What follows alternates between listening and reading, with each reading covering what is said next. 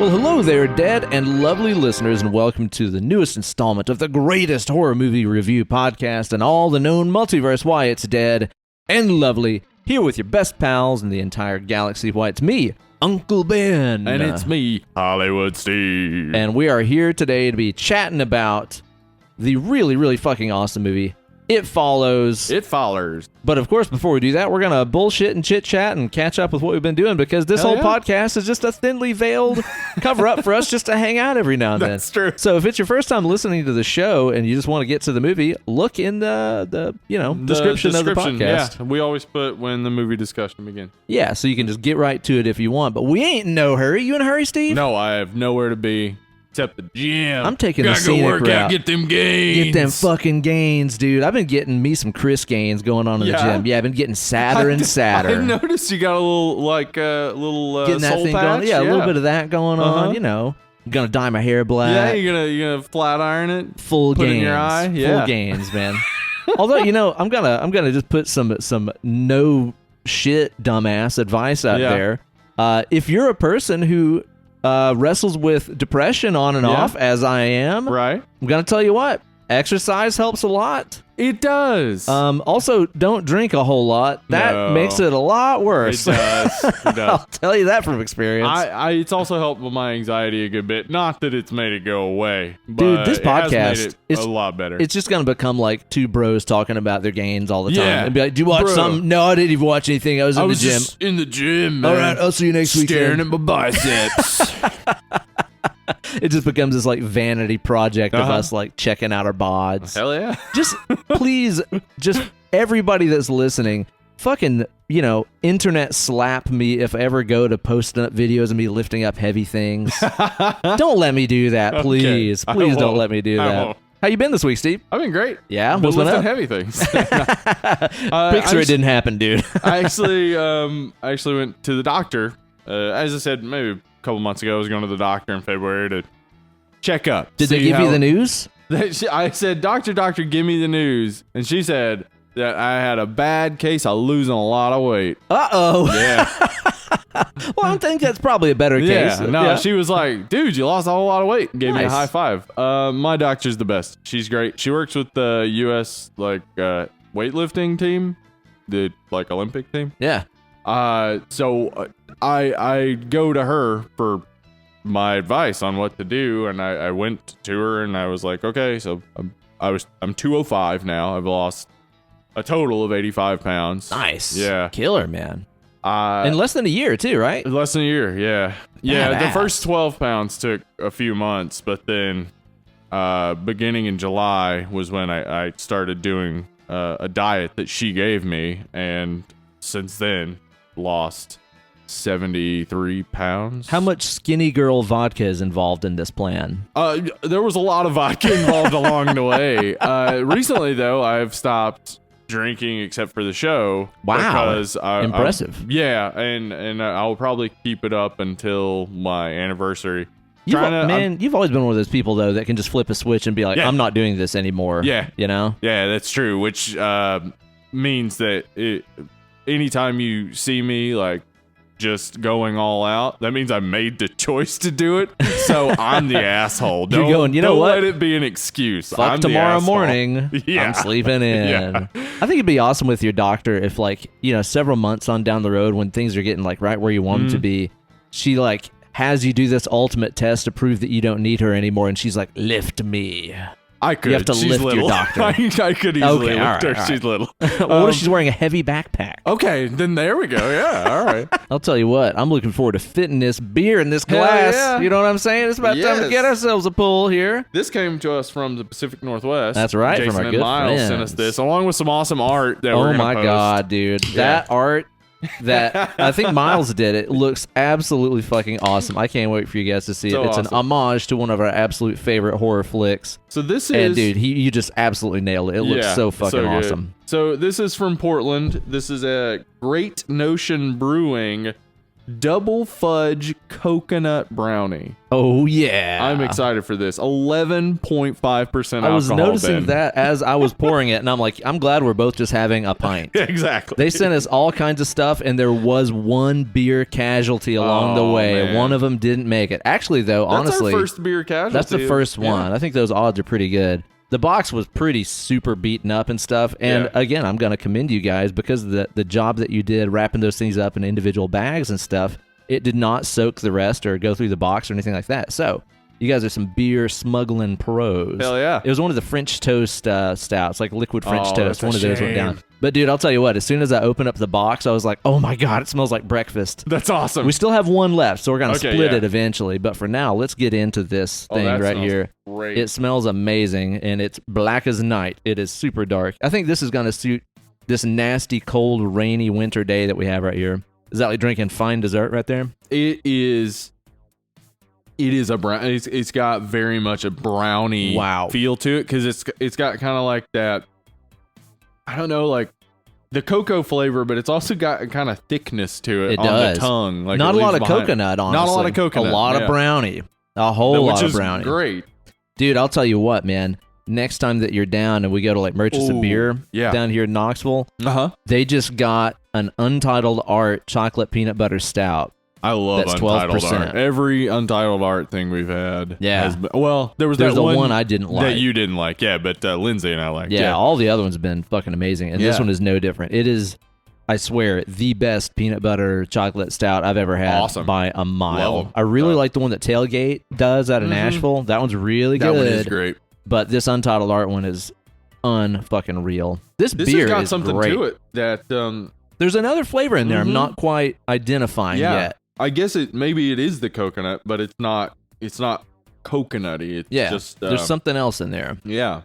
And it's good, kind of taming the sweetness down a little bit though. for me too. Yeah, it's not overly sweet, but it still tastes like cocoa. It's got that good fudgy cocoa-ness. That's fucking delicious. Thank you guys so much. And Yeah. if you guys have some beers of your town that you'd like to send us, be sure to drop us an email. deadandlovelypod@gmail.com. Yeah, and we'll hook you up with an address you guys can send us the finest brews your town has to offer, and we'll have them here on the show.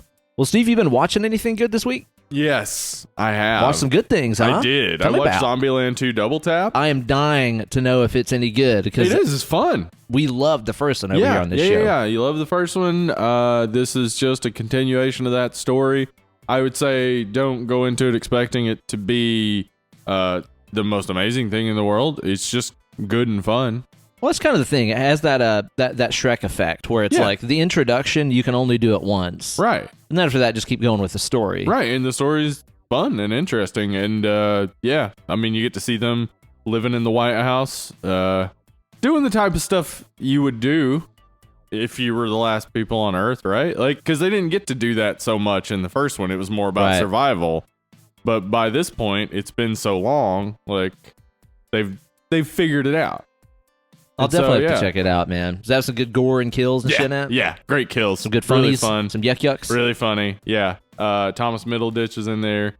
What's his name? Luke Wilson. Yeah, I was gonna say, isn't Luke Wilson in there? Mhm. Nice, man.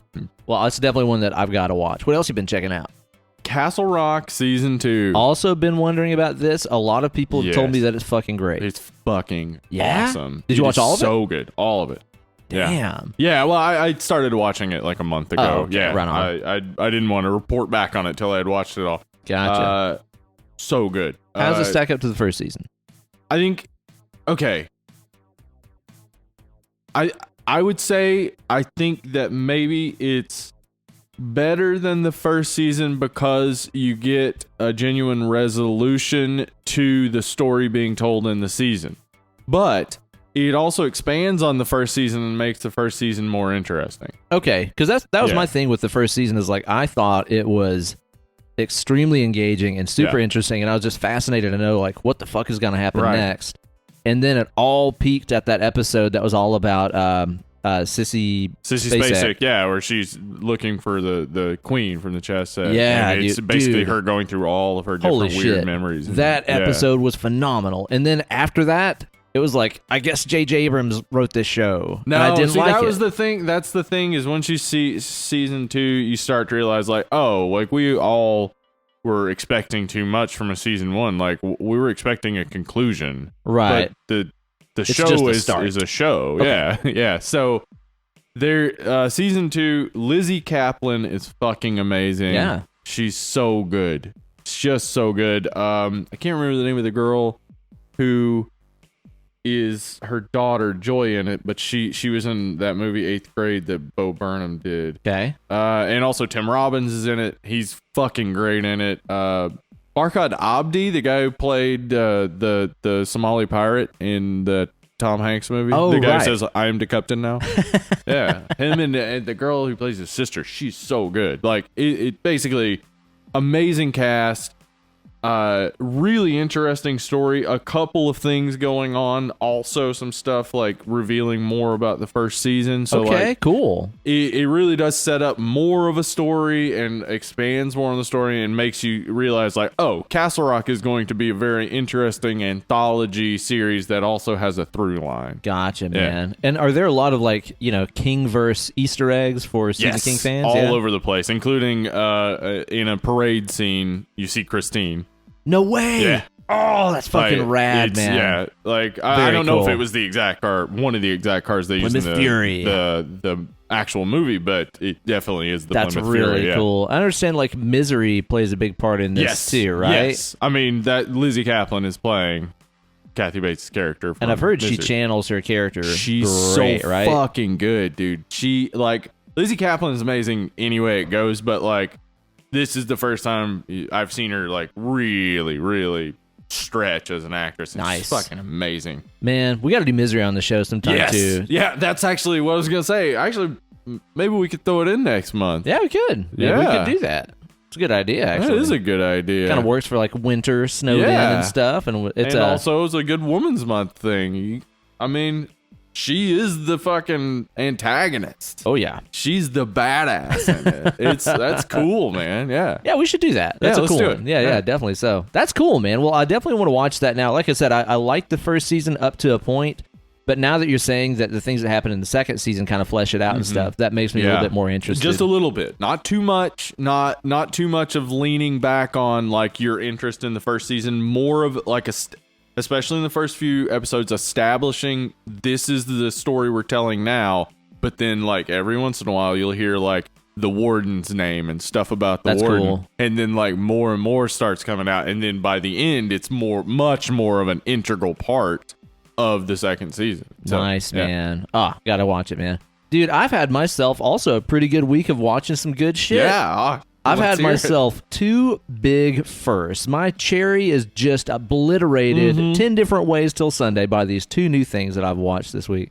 That beer is sick, right? Yeah, I'm very, it almost has like very a happy cherry with flavor to it too. Little bit. Maybe that's A little bit of that. That's really Also, good. I can't believe this is 11.5%. yeah. It does not taste that way. There is something Yeah. about, like, all that chocolate flavor that I Yeah. guess somehow buries the taste of booze. And also because I have not been drinking much at all. in You're the feeling past that month. already, Already right? feeling it. Well, you yeah. probably also haven't, like, eaten today, have you? I have not. I have my first meals right here. I get to have it in about 15 minutes. That's so- amazing, dude. Okay, so I started my week off by watching something that I posted up on the Instagram, and everybody was like, shame on you for not watching Right. this.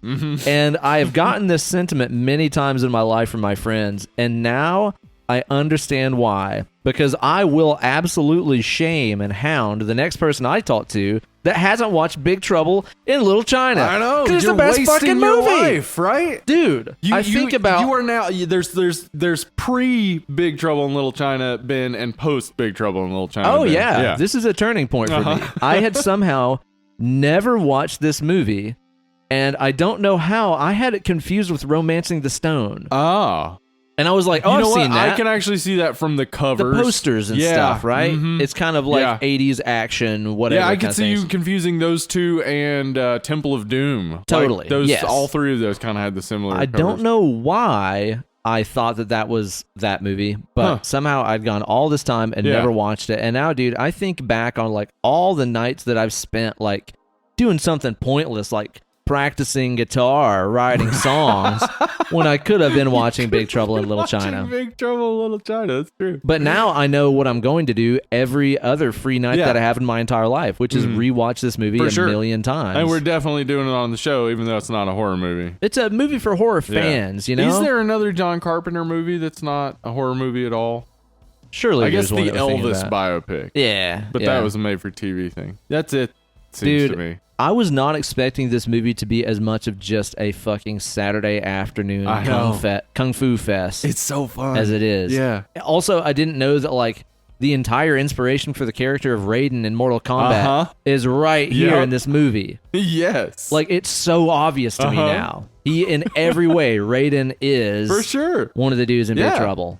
And Kurt Russell is just John Wayne in the movie. He's like, Kurt Russell. The way he talks, the whole movie. This is my John Wayne impression. The way he talks is just like John Wayne. I sound like Microsoft Sam. That actually sounds. That's Microsoft John. That is. I kept doing this morning for some reason.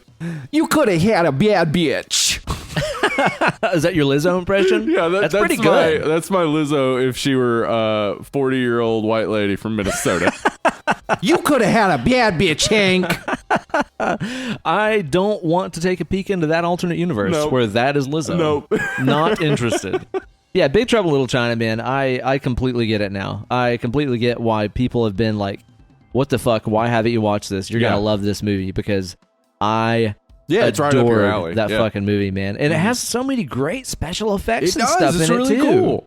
And it's 80s as fuck. Like, I can barely think of a more 80s movie 80s. off the top of my head. It was one man. I loved as a kid and didn't realize until I was in my 20s that it was a John Carpenter movie. Right. Like, it was around the time that I was really, like, getting into, like, horror and paying attention to directors and writers and stuff, and just going through John Carpenter's filmography and seeing Big Trouble in Little China and being like, holy shit, he directed that too? This man is God. It's crazy too because it doesn't really feel that much like a Carpenter movie. It just kind of shows how versatile he is as a director, where it's like, well, he knows how to make good movies. Aside from it being very LA, like, that's the only Carpenter element to it. And, you know, throwing Kurt Russell in there. It doesn't hurt. Some of the soundtrack stuff was kind of obvious too. I loved it, dude. I can't wait to watch it 100 more times and eventually do it on the show. It's a fucking blast. Like, there wasn't a moment of that movie that I got bored or didn't think was fun. It's always fun. So good, man. And then the other big experience I had this week, dude. So we decided the other night to finally start watching through the movies that made us. Right. Which you've talked about many times on the show. They've done the Home Alone episode, which I loved. Ghostbusters was great. I can't wait to watch seriously, whenever we do Ghostbusters, I mean, you know it's coming. Oh, yeah. This summer. Oh, Lord, it's coming. Whenever we do Ghostbusters, if you haven't already seen that episode, you gotta watch it. Yeah, I watched the Home Alone one, too. Yeah. But we decided to start the series off, and it's like, first one on here is Dirty Dancing. Let's watch this. And Kate was like, you've seen this, right? And I'm like, yeah, of course I have. It's Dirty Dancing. Everybody's Patrick seen Swayze, it, right? Don't Put Baby in a Corner and stuff.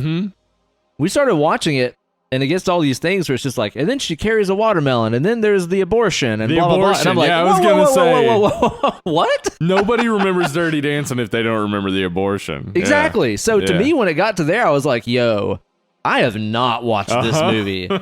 In my head, it's like, I thought that I had, because it's one of those deals that, like, if you're our age and you grew up through the 80s, you've already seen the whole movie. It seems, right? Yeah, like, because you've seen all the major scenes. You've probably seen parts of it on USA or TNT. And they've been referenced by a million things. It's in all sorts of stuff. It kind of reminded me of the first time that I watched, like, Forrest Gump, which was already, like, well into, like, the mid-2000s. I'd never seen that movie before. But I felt like I had already watched the entire movie. I saw that one in the theater. Everybody did. Yeah, as a child, and cried as a child. That movie was so affecting even as a child. I was like, what? What's happening? Why is there so many kinds of shrimp? Jenny! So with this movie, dude, like, we watched the thing about the movies that made us, which was great. I feel like it kind of like got me hyped to actually watch the movie itself. Yeah. And so then a couple days later, we sat down and rented it and watched it and ate tacos and drank tequila. Oh, that's awesome. Tell you what, they dance a lot in that movie. They sure do. They dance up a storm in that flick. I had the time of my life. I also didn't know that Patrick Swayze did She's Like the Wind. Did he? Oh, yeah, that was him. He fucking wrote that song and performed fucking it. Shit. That's fucking Swayze. I'm crazy about Swayze, man. Yeah. But dude, as I was watching it, you know, it is just kind of this predictable cliche girl learns how to dance, rebellious guy, schmishmortion movie. Yeah. Parents don't like dancing. They don't like dancing. We got a band dancing. But I just couldn't help but think, man, dude, imagine that movie exactly as it is. Mm-hmm. Everything's the same. Only when it gets to that part where they're working on their lifts and they're out in the lake, they're out in the water, just like this, you know, masked killer jumps out of the water and just like dismembers them graphically, like the Burning style, like the raft scene from The Burning, right? And then the movie just completely takes a turn and it's like, fuck you, it's a slasher. The rest of the fucking movie, dude. And I'm talking about like this masked killer is going around. He's finding like the best dancers and like hobbling them, like chopping their feet off and stuff. I think maybe he like cuts that baby out of that woman or something. Dancing. Yeah, and that's what he says. Dancing is dirty. And then he murders them. I hope he kills Jerry Orbach by stabbing out his eyes as a reference to John Mulaney. Wow. Yeah. Deep cut. Mm-hmm. But you know, it's like, and then I think you find out at the end of the movie that it was like the guy that put the whole thing together that was like, this camp just might not be around that many more years.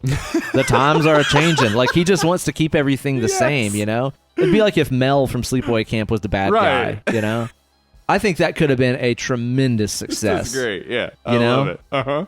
Oh, man. But it was Great a very, success. very fucking silly movie. And I'll tell you, too, man, I know every song from that soundtrack inside and out. Because my mom liked that movie when I was a kid, but I was also not allowed to watch it because it was dirty dancing. Yeah. But we did listen to the soundtrack. She loved like fucking crazy. It's crazy to think of All your the songs are about doing it. Your mother, who prohibited you from doing a whole lot of things as a child, loved a movie in which the parents who prohibited their children from doing things as Did children them were anyway. the villains.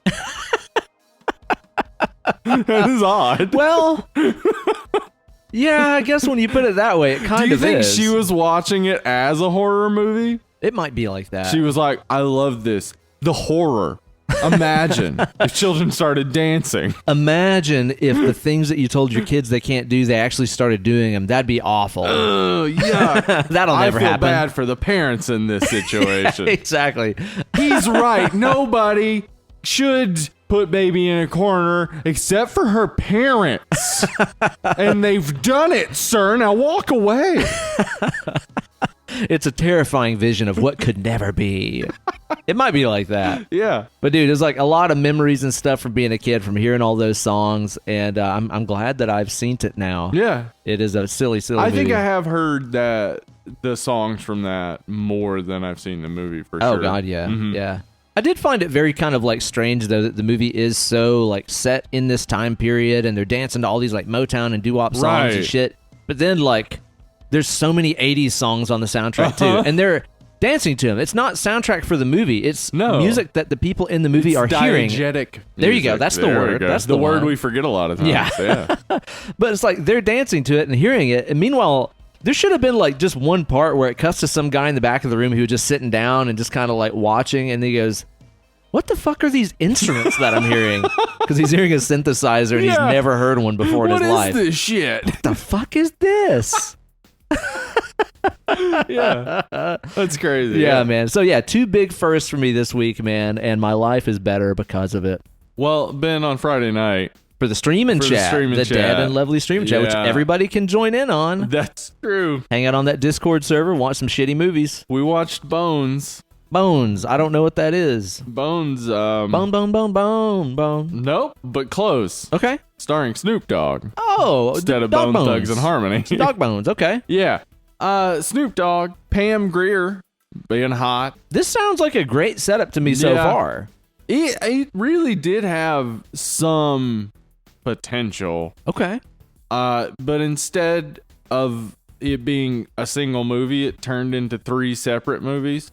Oh, an anthology, a trilogy, Yeah. a triptych, if you will. Yeah, I don't want to ruin it if there are any people out there who want to see Bones, but essentially it's got the setup of Candyman 2 where it's like, oh, turns out Candyman's a sympathetic character. Poor guy. Yeah, So, he had yeah. a rough time of it. Yeah, so the setup is like Bones is a sympathetic character, like, oh, like he got killed by these other criminals who mistreated him, and he was nice because Pam Grier was his girlfriend or whatever. Yeah. And then in the future, he's come back to life as a shadow dog. And a shadow dog. He's off killing all the bad guys who killed him, and every time he kills them, his flesh on his body returns some, like Hellraiser. Okay, this is a mishmash of things. Right.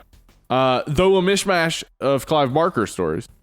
So, yeah, I guess so when we get down to it. And then, in the last 15 minutes of the movie, suddenly this guy who they've built all this sympathy up for and who's only killed bad people is now just a bad guy. He now has a demon face and is just killing people. So it goes into Hellraiser 3 territory where suddenly now they're baddies. Yes. So what I would say is it was a bad version of a Clive Barker story. And Snoop Dogg was fine in it. He didn't... I would say the worst part about the movie is the story. Not any of the acting necessarily. Yeah. But Snoop Dogg's fine in it. Pam Grier's awesome, being hot. Well, kind of saying like the worst part of the movie as a story is kind of being like, the worst part of this band is that the music isn't any good. Yeah. I like all the people in it. They're really nice. Nice guys. Yeah. Music sucks. Catherine Isabel's in it. She's cool. Okay. Yeah. Well, it sounds like one I won't watch anytime soon. No, I wouldn't recommend it. Yeah. It was actually so bad and felt so long. Like, seriously felt like a 5-hour movie because it was 3 movies in one.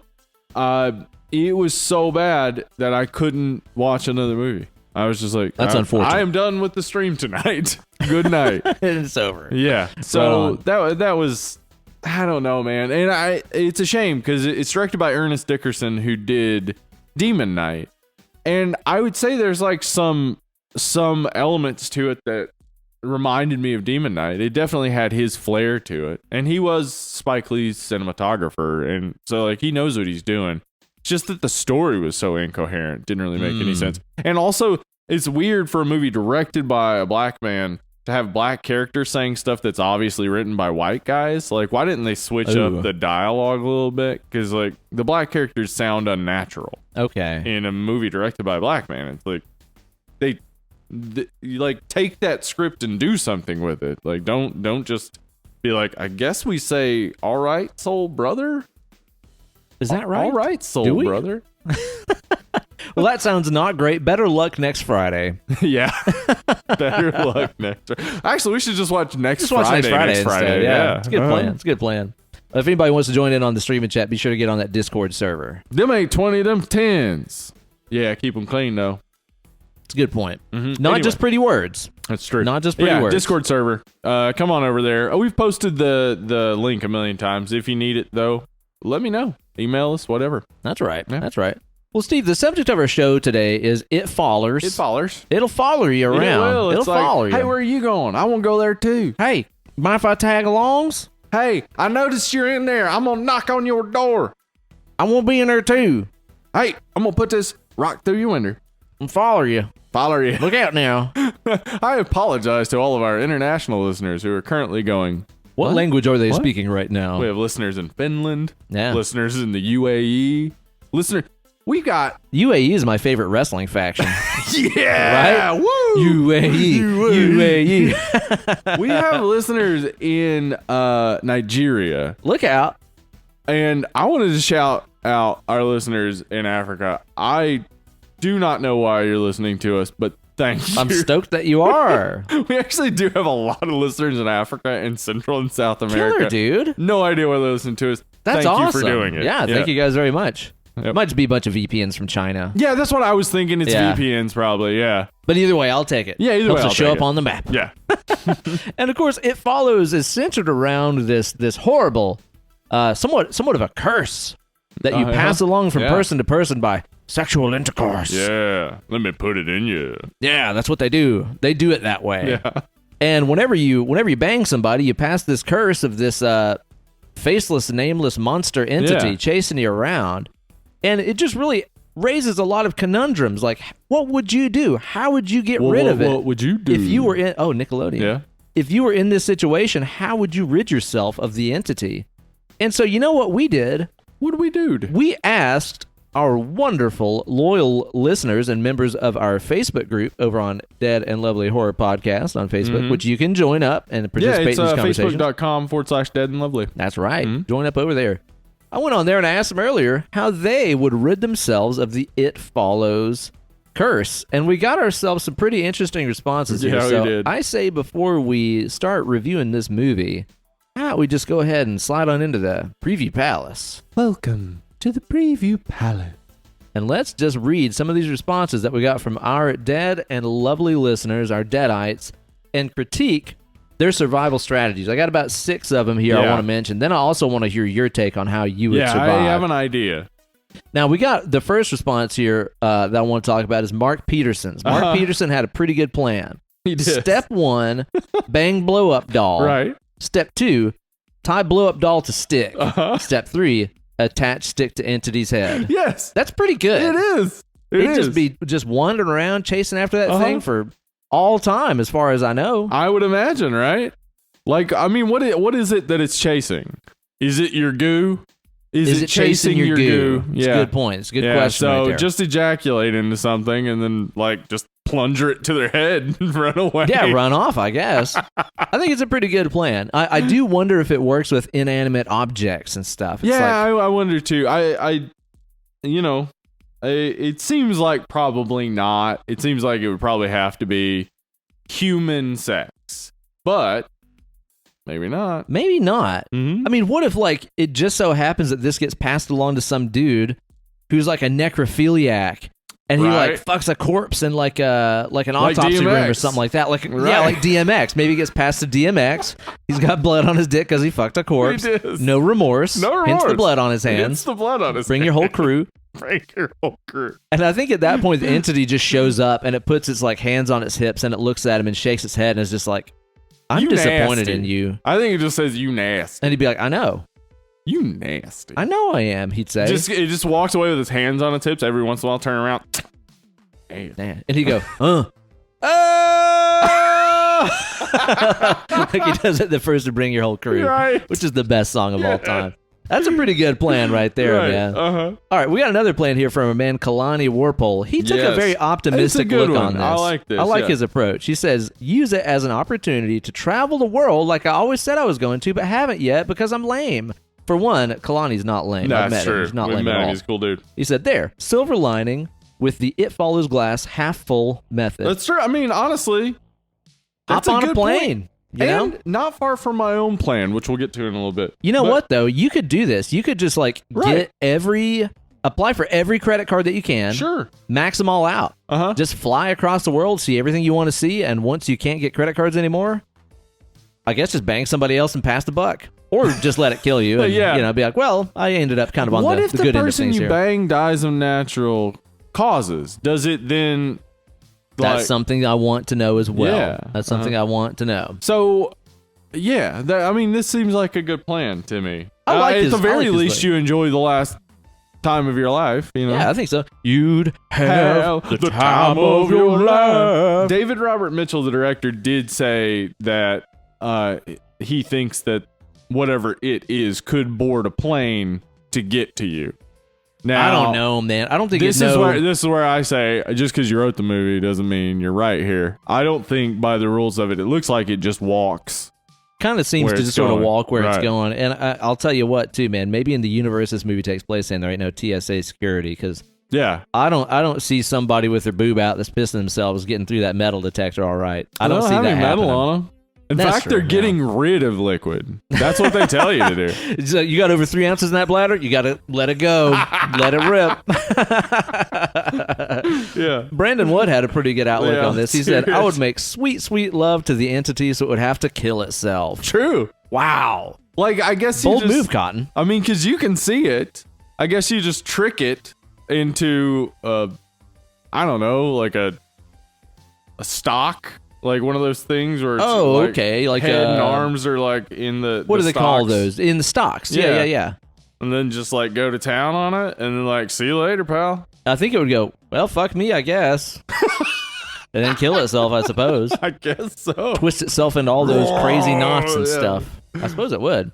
Justin Marion kind of takes that same approach, only a little bit different. Justin Marion says, I've got a couple of ex-wives, so I just proposed to it. Seems to work. It does. It makes them go away. I happen to know that Justin is a very sweet and generous lover. That's true. Yep. Yeah, he is a generous. I know that for sure. Generous lover. That's what I've heard. And hey, I'll tell you this. From firsthand accounts from my own wife, Yeah, who he dated in high school. that's true. Great kisser, Oh, she says. Wow. So there you go. So, hey, Justin, it sounds like it's on them, not I on you. never did kiss Justin. That's a shame. Well, not yet. Here he's good. Oh, yeah, that's a good point. Maybe not yet.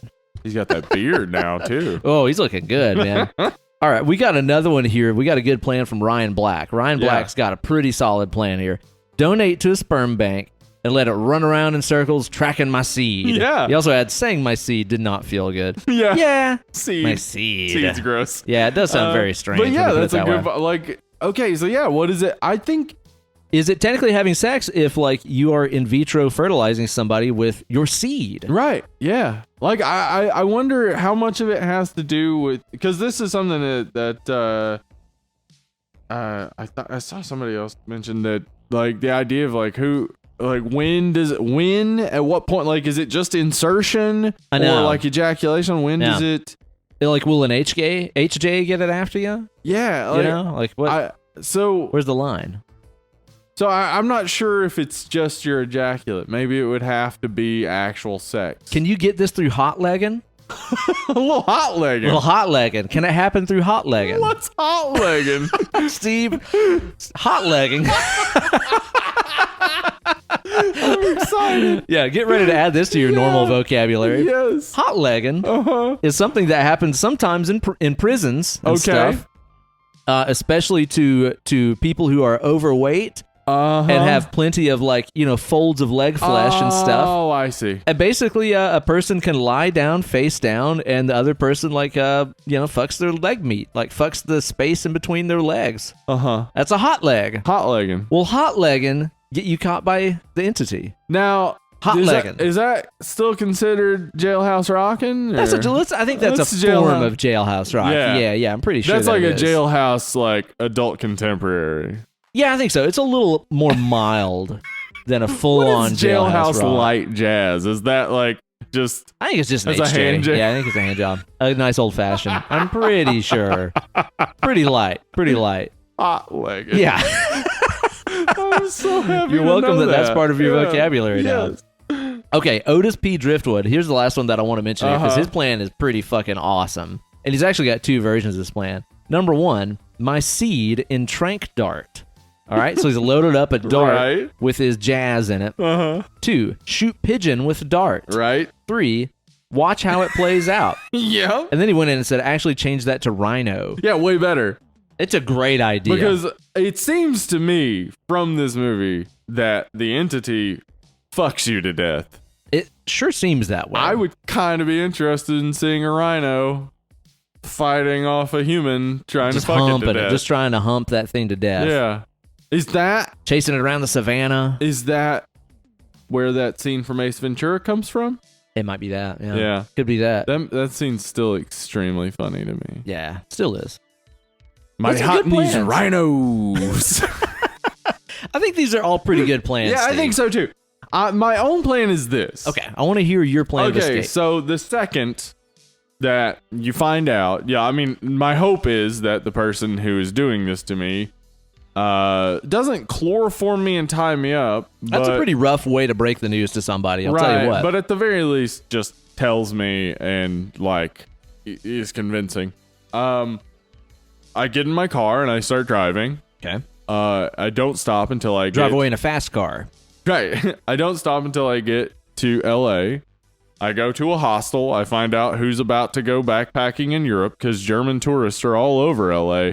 Oh, and right. they are always about to go backpacking in Europe. True. I tell them what's up. I say, hey, look, here's the case. Tomorrow you get on a plane and fly. You're so far ahead of it.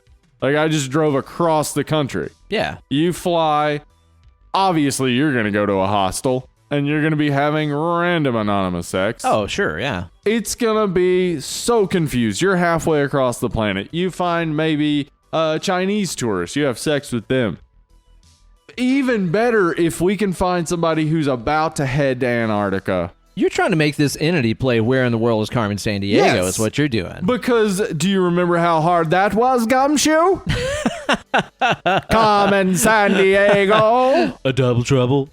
Remember all the little songs for like the little characters? Of course I remember Rockapella. Rockapella, Yes. dude. Oh my God. Yeah. What a flashback. Yeah, So you're sending this thing on a world tour. But it always has to be consensual to me. Because then one, if you can get into the early 20s European market, they're traveling all over the place. So you just keep traveling. You keep sending it from place to place. It is all over the place. Now, this does become a problem if, say, like 50 people down the line, somebody's like, I'm just gonna go to America, you guys. And then it goes to America. What accent was that? That's just European. That's general European. It's me. Hey, I have many euros. How many kilograms do you weigh? My wife. Yeah. How many kilograms do you weigh? Yes, that's the question there. All right, Steve, I've got two plans. Let's hear them. One of them is one that I'm like, maybe it would work. The other one, I'm pretty sure it would work. Uh-huh. Okay, so the first one is I'm thinking like, maybe you go to the terminally ill ward. Uh-huh. And you find somebody who, that little heart beeper machine, you can tell it's like, this has got just a little while left on it, and then it's just donezo. Yeah. I think you ask that person to go out in a blaze of glory. And maybe if you bang them, but then they die of natural causes, like you were saying, maybe it's over. Yeah, like, is it, it does the thing, is it, like, frustrated by the person it's pursuing dying in other ways? Dang it. No. And does it, does it come back on you at that point? Yeah, because point? if it doesn't get the kill, does it then, like, have to start a new chain or something? Yeah. I don't know. Again, that's kind of like a variable one where maybe this works, maybe it doesn't. Yeah, but it seems like it would fit potentially. Yeah. My other plan would be for that person to find their partner, their loved one, stick it in, and don't ever take it out. Oh. You just spend the rest of your life just hooked in. I think just judging by reading David Robert Mitchell's like interviews about it, like he would maybe see it as that might be a solution. Like it seems more like he wanted it to be about like, spreading love and like, the idea being that like keeping your love from other people drives you to basically be crazy. Like you're always running from something that you should just embrace.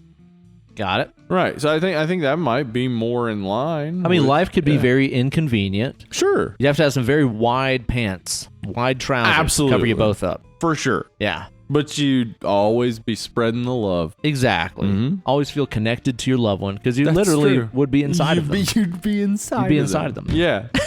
That's true. Maybe that would work. I don't know. Dude, stay in me. Dude, keep it in. Well, Steve, now it is time to talk about It Followers from It Followers. Is it 14 or 15? It came out at Cannes at 2014. And The Wrath of Khan. The Wrath of Khan, 2015. Yeah, it was. It came out in the U.S. in March of 2015. In the States. In the States. In the States, in it. Yeah. Isn't it? And did you see this movie when it came out? No, I didn't see it in the theater, but I knew about it. I probably actually did watch this because I do remember. I think it was out on the Pirate. Oh, okay. Sites. Yo ho ho. Yeah, around because it was originally planned to go VOD the same day as the theatrical release. Oh, okay. But then it was so popular at Cannes that they just decided like, well, we'll just do a theatrical release, and it was a good decision. It ended up making them a lot more money than doing the VOD route would have done. Yeah. Because the reported budget on this is $2 million. The budget that's nothing. David Robert Mitchell was working off of when they made the actual film was $1.3 million. So an additional $700,000 was thrown in after it was bought. Wow. But $2 million for a movie. Because like we remember when we did Feast Yeah. And they were talking about how it was impossible to do it for less than 3.2 million or whatever. This movie's better. Oh, infinitely by far. Better. Which, I mean, for less money. Obviously it has less special effects shots and stuff. Right, than a movie like definitely. Feast, yeah. But it also just goes to show you don't need all those if you're making a movie well. You don't and this need movie those. looks 8 million times better. Way better. Holy shit, man. You can still make a really good movie for a low budget. You just have to know where to put your money. Yeah. And they definitely did in this, I think. I watched this the first time whenever it came out, like on Netflix, like whenever it hit streaming, which was probably 2 or 3 years ago. And I remember watching it and really liking it. Yes. I really enjoyed it from the first time that I saw it. My wife, Kate, she didn't really love it that much. It seems to be kind of a love it or leave it movie. I think so. I think you either get into it or you don't. Like it, because even the director has said when you try to describe this movie, it sounds stupid. Right. Yeah, because I was trying to explain it to some friends last night we were having dinner with, and I was like, now that I say it out loud, it doesn't really sound that good. Yeah, when you try to describe it, it sounds stupid. When you see it play out, especially if you're a big horror fan, real into Carpenter type slashers and stuff, so much of this is just like, that's the thing. Yeah, I like that. I like this thing because it reminds me of that other thing. Like, so there's so much like homage to great horror movies that then the simplicity of the story actually serves the movie more, where you're just like, oh, I like how easy it is, how simple it is, and I like how they make a dumb plan and it kind of maybe works or doesn't work. Totally. But, yeah. And it's so much harder to make a simple movie that is still engaging and entertaining than it is something that has just way too much fucking shit going on, you know? Right. This movie doesn't have a ton, like it has dialogue, but it doesn't have a ton of like expositional dialogue. No. Like so much of it is them trying to figure out what's happening, but not knowing. Yeah. And never really getting answers fully. But at the same time, it's like the rules of how the entity works are explained pretty explicitly by the first boyfriend guy. But then at the same time, there's so many other things about the movie that aren't explained. Nothing we'll explained. We'll get into some of that more as we talk about some of the more dreamlike aspects of what this movie is and stuff. Had you watched this since back then? No, I only watched it the one time. Me too. I haven't watched it since then. How did it stack up second view versus first view? It was better the second view. You liked it better the second time? I liked it better. The first time I was like, this is a good movie. I see why people like it. But I didn't get the major love for it. Yeah. Watching it this time, I was like, oh yeah. Like it just has all the great hallmarks of a really good horror movie. Like, especially in the ways that it's able to do so much with so little. Like, so much of the tension and like dread that builds is just from a person walking in the background. Oh, like, yeah, it's and it's amazing. like, and that's a visual gag that costs $0. $0. Because that's the thing about this movie is ultimately it sets up that anybody that is walking towards the camera might be the thing. Yeah, might be it, the entity, whatever you want to call it. Yeah, which is there is no name. I mean, that's what the ending is getting at, right? Because there's somebody walking behind them. We're not sure. It could be. It may not be. It's wearing more color than normal, but that doesn't mean it's not the entity following them. Yeah. But that's the thing about it too, though, is I think like what you were saying a second ago about it being so cheap and being so low budget. The fact that everything that you see in this movie, like just this ordinary ass neighborhood, some abandoned houses, a gymnasium, whatever. It's all so effective because it's relatable. Yes. I mean, they might have made those choices because it was fucking cheap or those were free locations that they had to shoot at. But at the same time, it just ultimately makes it more relatable because everybody has seen those things and been in that situation. Right. I actually like the fact that when she's in the pool's not entirely clean, and the like that like, I don't know, what is that enclosed sort of porch thing they have? Oh yeah. Yeah, with like the skylight, and it's just dirty and covered in leaves. Like, that is more how people keep their backyards in reality. Everything looked totally ordinary. Everything looked ordinary because it looks out of the ordinary too, because you're watching a movie, so you expect everything to be clean. Right. But it's not clean. It's dirty. It's like the way it is in reality, so you get more invested in it. You're like, oh yeah, this is like a normal backyard. This is the type of place I remember growing up and going to people's above ground pools and swimming. And that's part of what makes this movie so effective. It's the same thing that worked so well with John Carpenter's Halloween. Is like, this could be any neighborhood. I've been in this neighborhood. I've been in these houses. Yeah, and the homages to John Carpenter's Halloween are just so very obvious. Yeah, I mean, like one of the first shot. Actually, the first shot in the movie. Yeah, it's like if it just popped up in the Halloween font and said Haddonfield, I would have been like, "Yep, I'm on board." It looks like Haddonfield. First shot in the movie. Main character's named Jay after Jamie Lee Curtis. Her sister is named Kelly after Jamie Lee Curtis's sister, Kelly Curtis. That's adorable. Really, I didn't know that. The first character that we see is named Annie after Annie Brackett. Annie Brackett. Yeah. Well, shit. Yeah. There's what's his name? Greg. He drives a station wagon that looks like the station wagon that Jason steals from the nurse and at the beginning of Halloween. Oh, Mike Myers. Yeah. Jason, sorry. Awesome, man. Yeah, so I guess it kind of does. Yeah, it doesn't have the wood paneling, but it's totally the same kind of build. But yeah, there's just so many like homages to Halloween, just sort of like bringing us into that suburban horror thing. But this also does something so different that we talked about a good bit before this in its Lynchian qualities and dreamlike way that it all plays out. Yeah, it is Carpenter, but it's not grounded in reality the way Carpenter is. And that's the thing, is like the second time around that I watched it, second time around, it's tradition. Yeah, it's tradition. You know, it's like the first time that I watched it, I was really seeing all the Carpenter homages with a lot of the visual things and a lot of the soundtrack things too. But this time, I think knowing what I was getting into, I was able to absorb, like you said, a lot more of those things that are very David Lynchy and very like dreamlike and weird. But it's like I also noticed some other homages to like The Shining and Don't Look Now and all kinds of other stuff. There's so many like this movie wants horror movie fans to feel comfortable.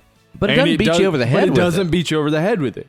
It does it so like lightly, organically, the organic way that it plays out, it makes it so that if you don't know all these references, you still understand the movie. Yeah, I don't the see references don't make the movie. No, I don't see somebody that's not, super familiar and steeped in the horror genre being like, I just didn't get why they showed that red ball. In fact, I see people watching this movie and it getting them into horror movies. Like this is I think a good gateway horror movie because it's not too brutal, but it is brutal. Like the first death in it is brutal as shit. I completely forgot about that. The fact that within the first 5 minutes of the movie you get that like mangled corpse on the beach. But we only end up getting 2 deaths. Yeah, there's 2 deaths in the whole movie. There's like nothing. But that mangled corpse, that leg just bent back. Oh my God, man. I mean, that'd have been some scalding hot legging going on over there on that beach. I'll tell you what. You ever been hot legging on the beach? That sounds terrible. I'm gonna name my first album "Hot Leggin' on the Beach." I'm pretty sure. I really want somebody to remake that Chris Isaac video where they're just hot legging on the beach. I think it was so sexy. Hot leg on the beach. But yeah, dude, it's like the references are there if you watch for them, but if you don't know them, it doesn't matter. It doesn't matter. Yeah, it doesn't affect how the movie plays out at all. Yeah. And that's the thing about it. Like you said, there's so much weird dream logic and stuff in this movie that I think the first time that I watched it, I was among the majority of people that have reviewed this online where they're like, what decade is this? Or like, you're like, is this in an alternate reality? Yes, like, what's going on here? You cannot pinpoint it in time. You can't pinpoint the weather. No. At all. And now I see that. I see that as like deliberate, not like this is an alternate reality. Yeah, it's absolutely deliberate. It's made supposed to be a dream. And I think in the end, like all of this plays out exactly as a dream plays out. And because it's then not bound by rules, but it plays out the way your dreams tend to play out, which is there is some sort of consistent internal logic. Like when you're in the dream, it all makes sense. Sure. When you think about it later, you're like, well, I was fucked up. That was weird that this person turned into that person. Exactly. Right. Yeah. But at the time in the dream, it seems You're to like, make oh perfect yeah, sense. definitely. For sure. Yeah. This captures that so well. And again, that's something that David Lynch is obviously like a master of. Yes. Is doing those things in his movies where you're like, I've had dreams that feel exactly right like this. And in this movie, it does that very well. And it does it so, let me put it this way. The inconsistencies are so consistent that it's deliberate. Yes, it is. Absolutely deliberate. Right? Entirely. 100% deliberate. There's no way that he wasn't intending for you to be like, wait, what year is this? Yeah. What is that clamshell reader? Thing. Yeah, that's the one that everybody latches onto where they're like, okay, I don't know what era this is in because we're watching old tube TVs, but then this girl has this clamshell Kindle thing, but nobody has cell phones. The girl in the opening has a cell phone. The girl in the beginning has a cell phone that's ringing. Yeah, because she calls her dad and is like, I love you, I'm sorry, I'm such a pain in the ass to you or whatever. But again, that's the only cell phone I think in the fucking movie. Right. Like the thing is though that I did think of a way to get around that even though because I really wanted this dream logic thing to make sense. It's possible that in the beginning it is in the future potentially. Like this is maybe set in a period like where maybe these people are all poor so they have tube TVs, but this one person has a rich grandma who bought him this clamshell reader thing. Okay, all advanced or whatever. But I think it is supposed to be just like impossible to place when and where and what is happening and all that stuff. Like the technological inconsistency is very obvious and very overt in this, but then there's so many other ones where like again in that first scene which looks like Haddonfield there's like jack-o'-lanterns on somebody's porch like it's obviously but then she's in a pool. Exactly.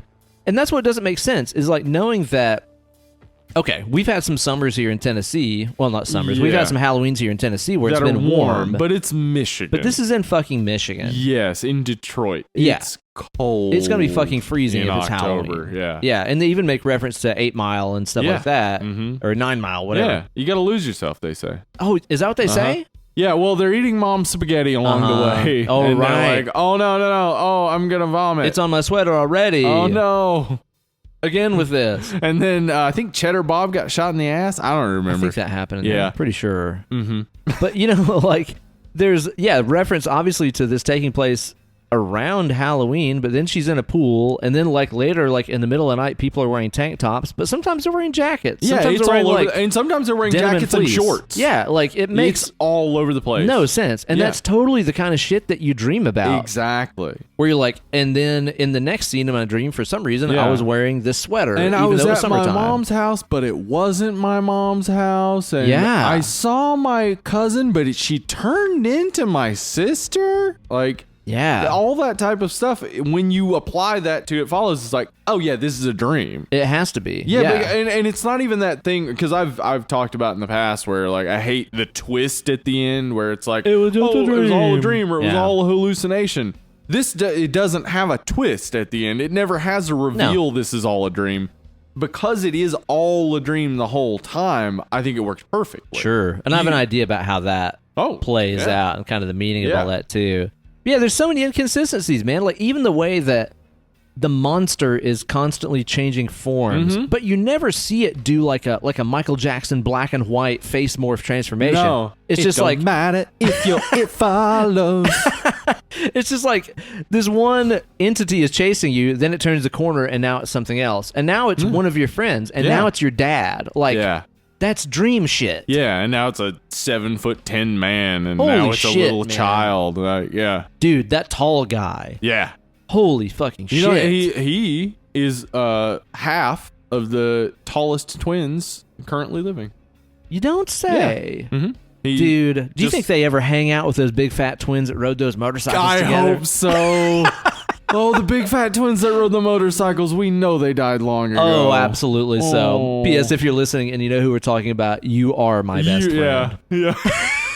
I feel like somehow they were like a fixture when we were kids, Yes. and I don't know why. Oh, because the Guinness Book of World Records was a fixture when we were kids. That was like a normal I'm glad it's not thing. just me, because I was obsessed with that shit It when I was was a kid. awesome. I would read that shit top to bottom, Oh my gosh. and I don't know why. If anybody out there had the Time Life Civil War books, No, I never oh, had you those. didn't have those? Oh my god, that is like a fixture of my childhood too. The Civil War ones. Yes, and there was an entire volume on the horrendous effects of slavery. Ooh, wow. It fucked me up for my Damn. entire life. Dude, I always wanted the Time Life paranormal ones that were about like alien abduction and conspiracies and shit. I had I it always wasn't- wanted those. It wasn't the Time Life, but I had like a big book of like conspiracies and like it was about, it had like a whole thing on the Loch Ness Monster and UFO abductions and stuff.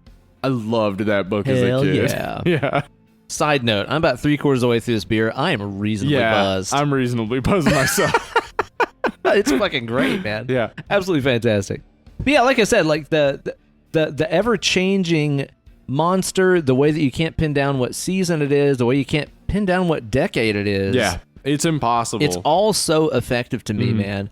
And even like I said, just the fact that like so much of it takes place in these, shitty like ranchers that were probably built Yes. in the mid 60s to 70s that are basically all the houses that we spent our childhoods in as kids from the 80s. Those houses are so familiar, and So we're familiar. talking about, what are they, 500, 600 miles away in Michigan. Like, Yeah.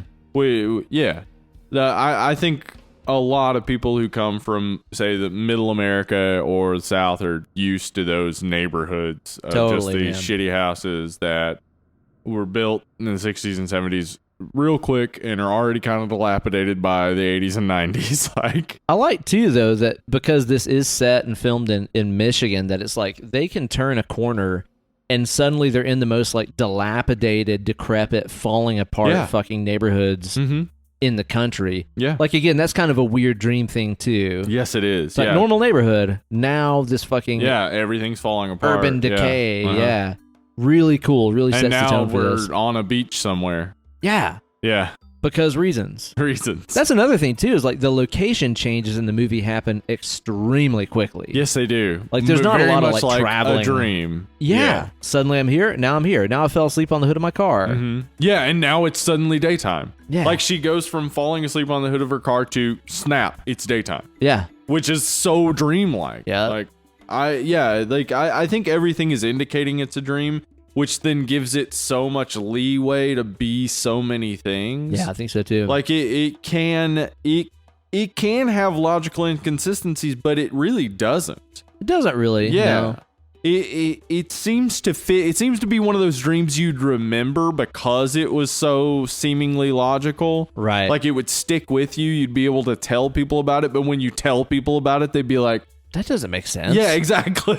Right. And then I was here, and then I was there, Yeah, and then exactly. the person changed into But another in the person. dream, it all just fits so perfectly. Yeah. You're like, yes, this all makes sense. Well, because that's the thing is like it's all locations and people that you know, so it Yeah. makes sense to you. Yes. And that's another thing to me in this movie that I think is significant is that all of the other like locations that they go to Mm-hmm.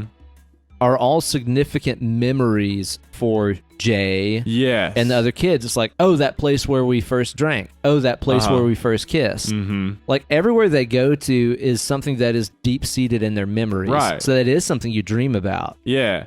And I mean, there every indication basically to say that this is Jay's dream. Yeah. Like the entity, when the final confrontation, this is maybe hard to recognize, but if you pay attention early in the movie, you see her in her bedroom. You see two pictures. One is a picture of her in the pool, and another is a picture of her with her dad.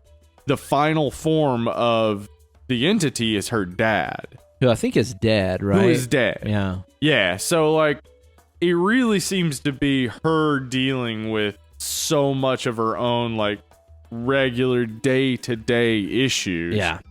Like the dream just seems so clearly to be her dealing with these issues, dealing with like her sexual desires, but also like, this like side thing where women have to deal with, like, if I have sex, everybody's gonna think I'm a whore, and like, so the thing that's or following the lasting effects, whether it be pregnancy or an STD, the thing that's following her you. then in her dream is just this fear of what happens when she has sex. But Right. because she's having a dream, she just keeps having sex with all these people because she wants to. Okay, great. So this Yeah. kind of like ties into what I think a lot of this is really about, especially when you factor in the age of the kids and the fact that there are like no adults present Right. really in this entire The only movie. adult that we ever see is her mom, but we never see her face. Yeah, her face is turned and Yeah. stuff.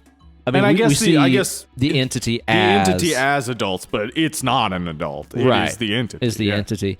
I think a lot of this is actually a coming of age movie. I think a lot of this is about Yes. the dreams that someone might have of, holy shit, I'm 17, I'm about to graduate from high school, I'm developing my sexual identity, I'm developing my identity away from my family, and all the anxieties and stuff that could come along with that, especially if like, well, like, I don't know about you, but it's like growing up when we did, and for me, growing up in a very conservative background, where everything you ever heard about sex was just like, oh, it's just, you're going to get AIDS. Oh, same. Yeah, you're It didn't chlamydia, even have you're to be gonna get conservative STDs. background. It was just growing up the time we did because AIDS had just been discovered. Oh, yeah. Yeah, and Well, it was just like, too, you're it's going to just- get AIDS. It's Yeah. just such an easy way to get kids to like not have sex, which of course they're going to anyway. is Totally to be like, worked oh, on you're going to me. get diseases. You're I going was, to get STDs. I was completely worried about I was terrified. diseases Yeah. and terrified of getting any girl pregnant. Same. Absolutely. Because, same. like, to me, I do remember some They've of been this. drilled into our fucking heads, dude. And some of this was my mom telling me, you got to get out of here. Like, you don't need to be here. Like, you need to go on and go to college and stuff. And me just being like, if I get someone pregnant, I can't do that. Yeah. I'll be stuck here. Yeah. Yeah. And I'm gonna get STDs from fucking everybody because Everybody's got 'em. everybody apparently Everybody is is riddled with infected. STDs. Yeah. Yeah. So I think that these are very much reflective of the dreams that somebody would have if they're of our age group and they're kind of, again, coming into their adulthood and their independence from their parents. Yeah. I even don't think it's like a coincidence that even like that weird like clamshell communicator reader thing, it kind of looks like the little birth control compacts. It does. It does look like those. For You sure. know? So it's like that's the kind of thing that could be twisted around in your dream where you've seen one of those, but in your dream it's this thing you read out of instead of something that has birth control pills in it or whatever. I'd say it's very true that everything she says from that clamshell reader would work as birth control. Like everything she reads from Dostoevsky's The Idiot. Dostoevsky? Yeah. No. Yeah. Like it would absolutely work. So yeah, I see that.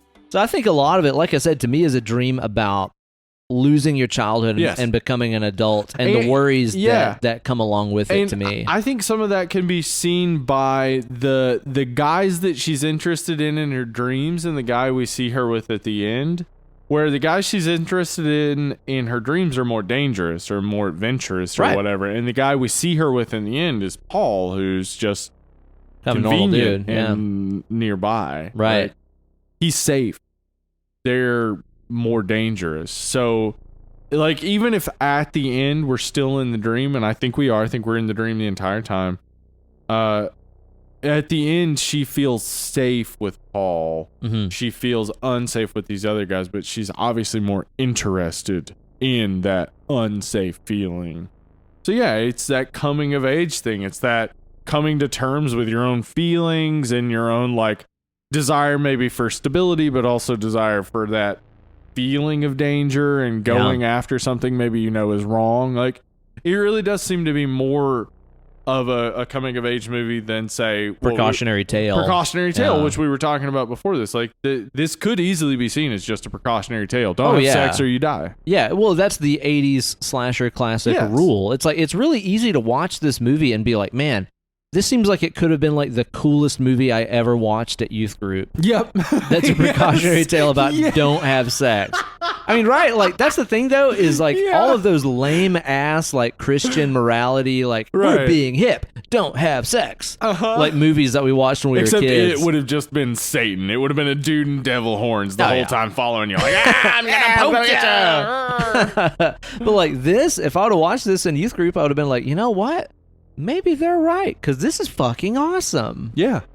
I think it's easy to watch this and regard it as a morality tale. But Yeah, it is. Again, I don't think that so. it's that. Yeah, man. I don't think that is in the least. But I was even thinking about it too, man. As far as like, if you are watching this as Jay's dreams of all her anxieties of coming into her adulthood and stuff like this, even whenever she encounters the entity in the house the first time, and it's that one chick that's just like pissing in the floor. Do you think she was fucking peeing the bed because she was scared in her dream? Because a lot of times, like whenever you had dreams when you were a kid, or at least you have dreams where you were peeing or someone's peeing, and it ends up being that you need to pee. Exactly. You wake up and you go to the bathroom. Right, exactly. Yeah, you wake up and you're like, oh my God, I gotta pee. That's why I was dreaming about that. Right. I even wonder if that's significant in some way, because Maybe. otherwise I can't think of why the pissing would be in any way relevant to this. But a shout out to a girl in the kitchen pissing herself. She's my neighbor, Alexis Spradlin. Spradlin, huh? My Pretty close. sister from a similar named Mister. That's right. Yeah, we do. I mean, if your name is Spratlin, or anything of the like, we're somehow related. I'm just kind of thinking that you're General Mills and they're Malto Meal. Oh damn! They're bag cereal. So as she's fuck. the better version. No. She's bagging. No, Malto Meal's always the better. Is it? It is. Come on, man. Their fucking Cinnamon Toast Crunch is not as good as Cinnamon Toast Crunch. It's not. Okay, maybe not. It's not. Some Okay, of the maybe other not. ones are better, Mm-hmm. but not Maybe that not. one. But the Fruity Pebbles are better. Are they actually? Yeah. The Boy, it's been a Cocoa long time Pebbles- since I had a Fruity The Pebble. Cocoa Pebbles of Malto Meal are not better, but I have found the Kroger brand Cocoa Anything has more cocoa. Kroger brand stuff fucks. Hell yeah. Really, they know what they're doing over there. at Kroger If you're brand. near a Ralph's, you go on in there, buy you some Kroger brand stuff. I'll tell you what. No doubt, man. Mhm. That They own a sparkling bunch water of- they've got is great. Dude, Kroger brand's where it's at. Mm-hmm. This episode brought to you by Sponsored by Food City. What? Food City. Why did I check my watch? I don't You even did have kind a of watch. look at your non-existent Yeah. not watch. Brought to you by my non-existent watch. Hair and knuckles. Mm-hmm. So let's talk about the cast some, because Okay. like I think this cast is amazing without Yes. like, Without having like Having big any A-list names. kind of people in and here. that's what you need for a horror movie. I think is no names. The moment you put a name in, you're winking. It seems to me in a horror Yeah. movie. Yeah. Like the moment you put a name You in, know you're that saying like, guy. huh? You know this guy. Uh-huh. So Micah Monroe, who is great as Jay, she's in that movie you saw recently with Bill Skarsgård, Villains. Yeah, Villains. And She you said was it was great. really good Yeah. in that, man. She was Yeah. fantastic. I think she's got a bright future ahead of her. I would believe so. A nice young lady. I think anybody who sees Paul will be like, I've seen him and stuff. I said that You to myself. have. I was like, I know him from something. Yeah, what have I he's in seen all him sorts in? of stuff. I Yeah? don't know. Bunch of A things. bunch of things. Bunch of things that were filmed. Yeah. But yeah, you've seen him. So Jake Weary, though, the guy who plays the guy who gives her the it, Yeah. he was in It Chapter 2. He's the ringleader of the guys who beat up the gay couple at the beginning. Ooh, that's why he was so unsavory to me. Yeah, he has that look to his face where it's like, that guy would beat up a gay couple. I would feel so bad though. Like if I If was you just looked typecast like that, as yeah. asshole gay beater. He I would feel bad if I was I think that some guy. of it's his facial hair. His mustache grows into a frown. Yeah. Naturally, and it makes you just look like a He's bad. got that. I'm sad I can't just be myself. I'll beat you up for being yourself. Look about him. Yeah. That's the deal. But, Yeah, he's great. My favorite in the entire cast is Olivia Lucardi, who plays Yara. Yeah, Yara don't give too much of a fuck. I in love this. when she farts. Farts are fucking hilarious. It's always I wrote funny. It down It's here. always funny. I actually wrote that exact thing. Farts are are funny. fucking hilarious. They are. That's the funny thing in this movie though, is like it's easy to just sort of like pigeonhole her as like the grosso friend in this. No. But then at the same time, she's the one that's like source of, dispensing wisdom. in Yeah, this, she's too. the source of wisdom. She's the source of like I guess perspective in each moment. Like here, I'll provide this. Well, she even has that little monologue at the end where she's talking about like the inevitability of death. yeah, and stuff, she's too. reading from the idiot, and I did write. Can we get some more mouth noises, please? Ugh. There are a lot of mouth noises. There was, in that yeah, scene. there was. But Anyway. it's also cool too because like you could take that as the entire notion of them trying to escape this thing and just running from place to place away Yeah. from it is like seeing that as you're becoming an adult, like mortality is becoming more Yes. real. Yes. But like as you age, you're like, well, there's a definitive. I'm getting end. closer. Yeah. So when you're a teenager, it's like, oh, I have my entire Yeah. life ahead of me. Like I'm never dying. But yeah, that's the thing though that like say teenagers and 20-year-olds go through that once you get into your 30s, you realize like, oh, I've got so fucking long. Like I got so far ahead of me. Yeah. And like when you're a teenager and into your 20s, you're having this like crisis where you're like, oh my gosh, I'm gonna be an adult, and it's like the end. And it's like once you really embrace being adult, you're like, oh god, I would never go back. No. Which is exactly like what's his name, Hugh/Jeff. He talks about like he sees that kid and he would want to switch places with that kid. Yeah, again, that ties into what I'm thinking about. This. Yeah, where it's like now I don't have to think about death anymore. Yeah, I don't have to stave off death, which is kind of what people see adulthood as in their 20s, which is why you party so much and why like you try to have sex so much, because you're just like, it's all gonna end someday. And then when you become full adult, you're like, it really isn't. You're just gonna wake up and like be like, fuck, why did I buy these bananas? They went bad. Like, like you're just gonna have normal, regular, everyday days. But as a teenager, early 20s, it's so far off. It's so far off. Yeah. It is death itself. And then you wake up and you're there. And you wake up one day and you're there, and Right. it's just like, oh, and that's kind of how the ending is. It's like she wakes up and she's in this moment where she's accepted the inevitability of just being in a stable relationship. And it's kind of like I love how ambiguous the ending is, because it's like, is this good? Are they still being followed? Super ambiguous. Yeah, so ambiguous. Like, because that is exactly how you feel going through that age. It's like when you get to the end of it, when you hit, I'd say 30, because that's like the moment everybody's like, I'm 30 now. Like it's everything's changed suddenly. You hit that moment, and that is the moment where you're like, oh.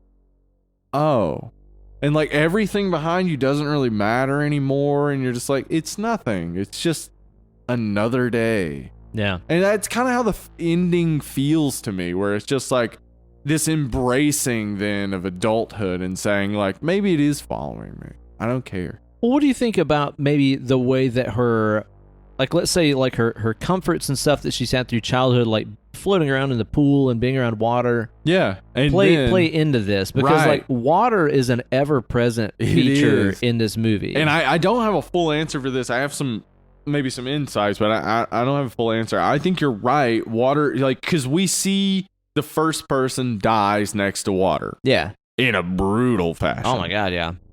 Then we see her floating in water. In So for her, water is this like innocent place. And maybe, like, maybe in her dream she's sleeping on a waterbed. Dude. Maybe that's all there is to it. It's 80s, man. I'm glad you brought that up, because I was thinking about this on the shower before I came here. I had a waterbed as a teenager. And you know when you get in a pool and it's like your bones all crack because everything settles? Yeah. It's just like the best thing. You're just floating there. In a waterbed, that's the concept, and in no way is that how it plays out. It's like laying on top of water that you can never sink into. Yeah. And you're just like never comfortable. I had a waterbed for like 4 or 5 years.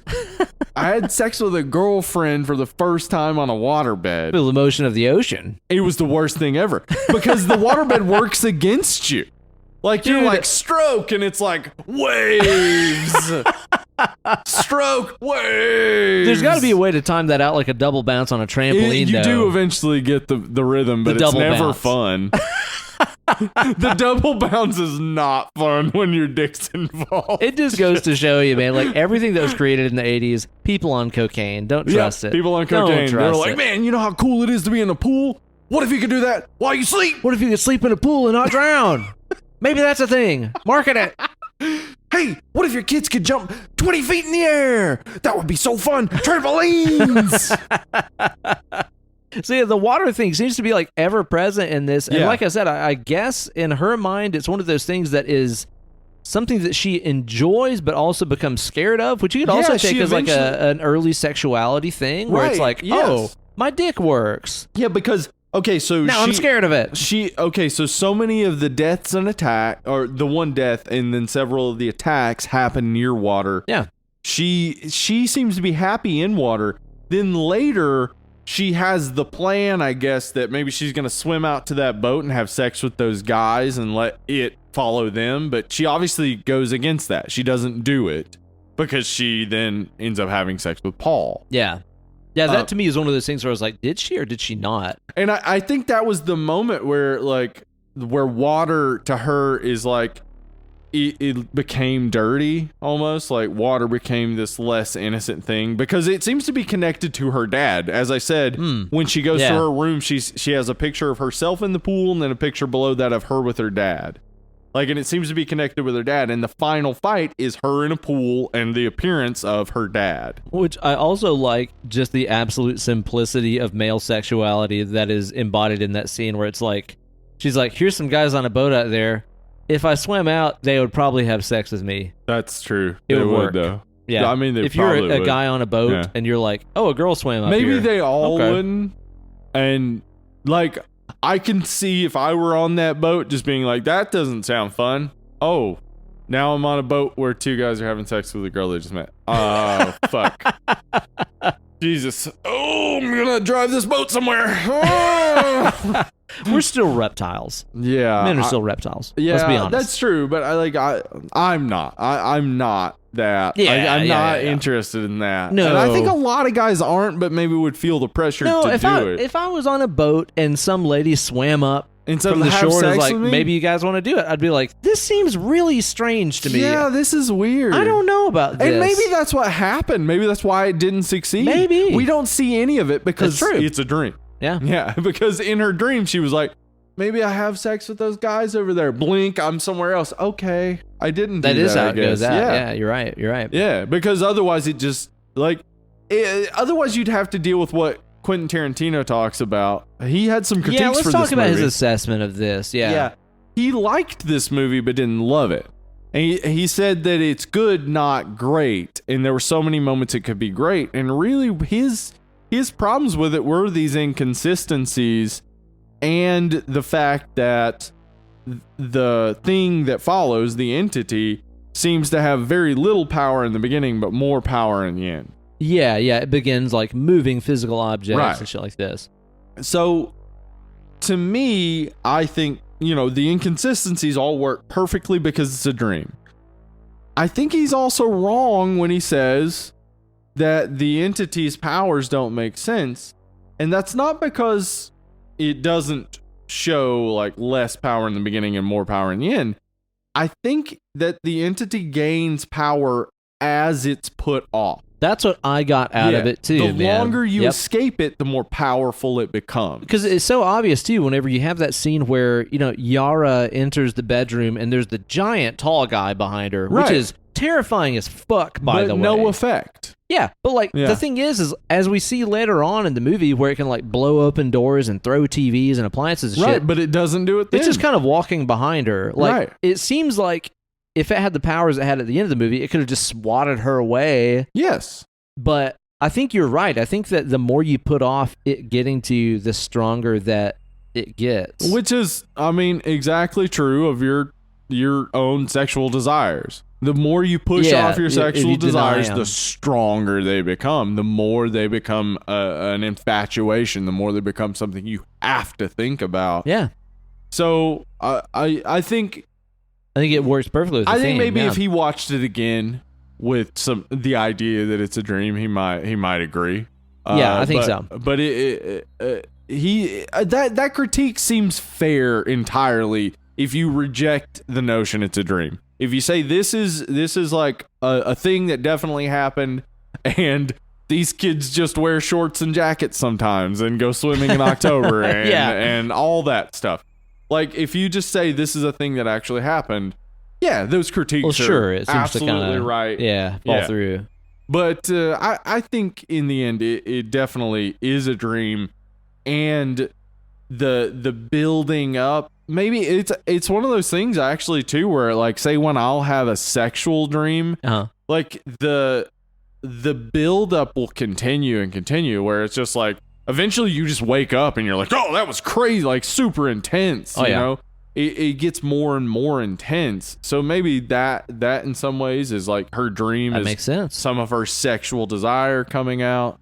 Like in the end, though, I think there's no other way to see it. No, I don't think so. This is a dream, Lynchian type of thing. Yep. Far more coherent than a David Lynch movie. Oh, yeah. I mean, you could say, oh, there's less substance than a Lynch movie, but it's like, it also makes more sense. It also makes more sense. Yeah, I like that it makes more sense. I do like Lynch. I mean, we haven't done a Lynch movie. Oh, my God, We haven't done so many directors, but we haven't done a Lynch movie. We should do one for sure.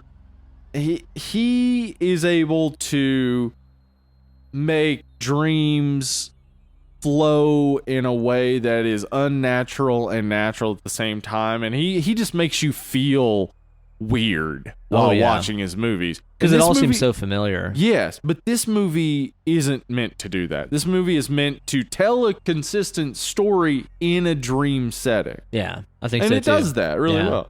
And I think one of the reasons it's so effective is because that monster isn't some kind of like big, scary, hairy, horned demon monster Sometimes thing. it's big, sometimes it's little, sometimes it's a friend you know. It's and also too, dude, just the fact that it could be anybody in the crowd. Anybody.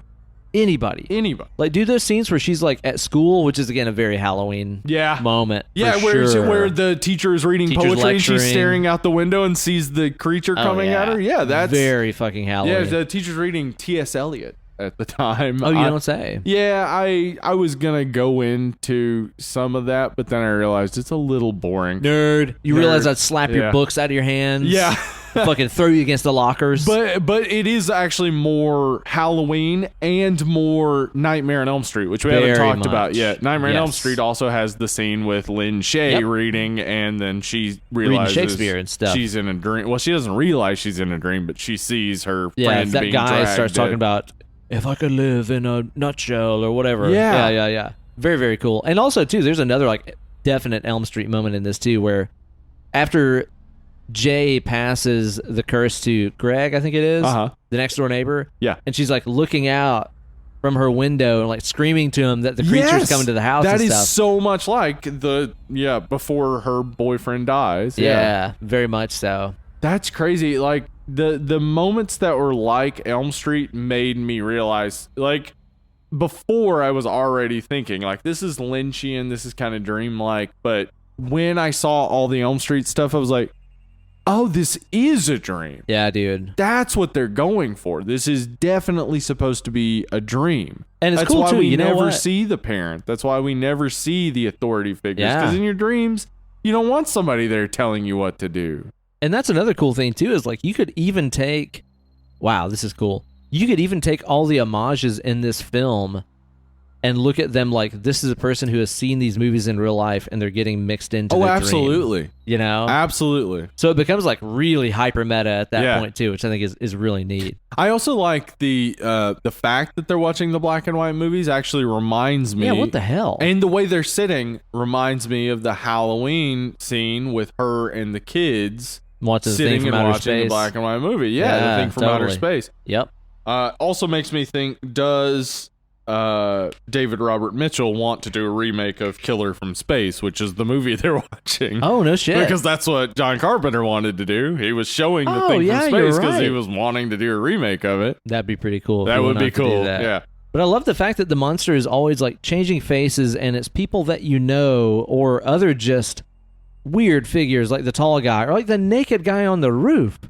What in the fuck? Well, okay, Ben. That was the moment I knew that there is a definite time this is happening, and that's either 4th of July or Christmas. What is that? The only time you get drunk enough to have your dick out on the roof. Okay, that's true. Who doesn't end up with their dick out on the roof? That is actually, when I said that like to myself as a joke, I was like, actually, that's kind of true, because it's very much summer and winter at the same time.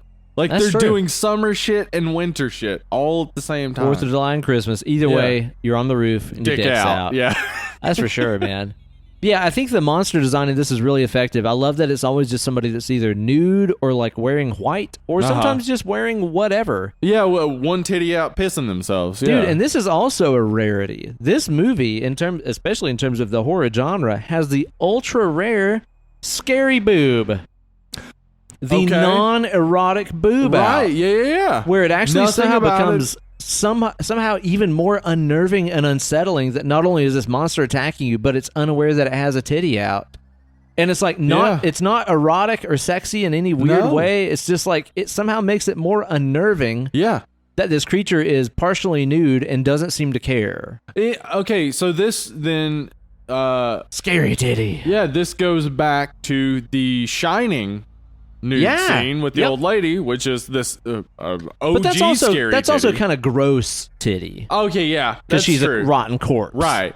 But the scene where he has her in the wheelchair tied up and is basically showing her the thing as it's walking toward her as this naked woman. Yeah. The music that's playing is so much like the string music that's playing in The Shining when he sees the old lady coming out of the bathroom. Until you pointed it out to me, and that's like my favorite movie ever. Yeah. But it just goes to show you how wrapped up in this movie that I was that I didn't notice, like, oh, this is very much like the bathtub scene from The Shining. Yeah. And we got to talk about Disaster Piece. God damn, the soundtrack is soundtrack.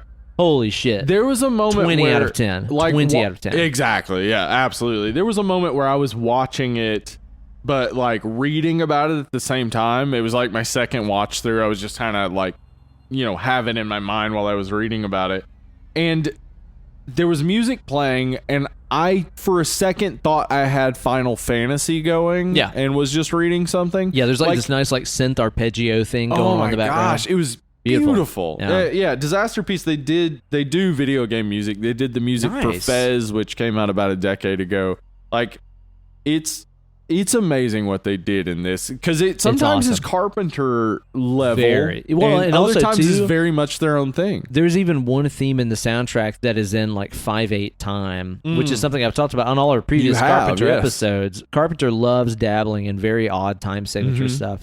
And the classic Halloween theme is in 5/8. Yeah, it's like he does a lot of stuff in odd time signature, and the fact that they even included one simple synth-based theme in 5/8 in this that doesn't just ape the Halloween theme. No, it's its own thing. It's mimicking things that you only notice if you know John Carpenter's music well. And you know what? Again, this is like if you watched a fucking Carpenter movie and then went to sleep and had a nightmare and it had a soundtrack. Yes. Where it would be like kind of the same, but not really the same. Yeah. It's what this feels like, man. Yeah.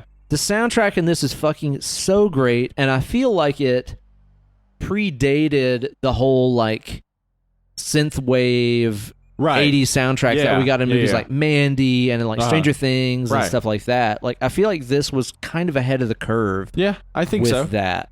Yeah. It also just doesn't like beat you over the head with being like, remember the fucking 80s? No, it does not. That is one of the best parts about it.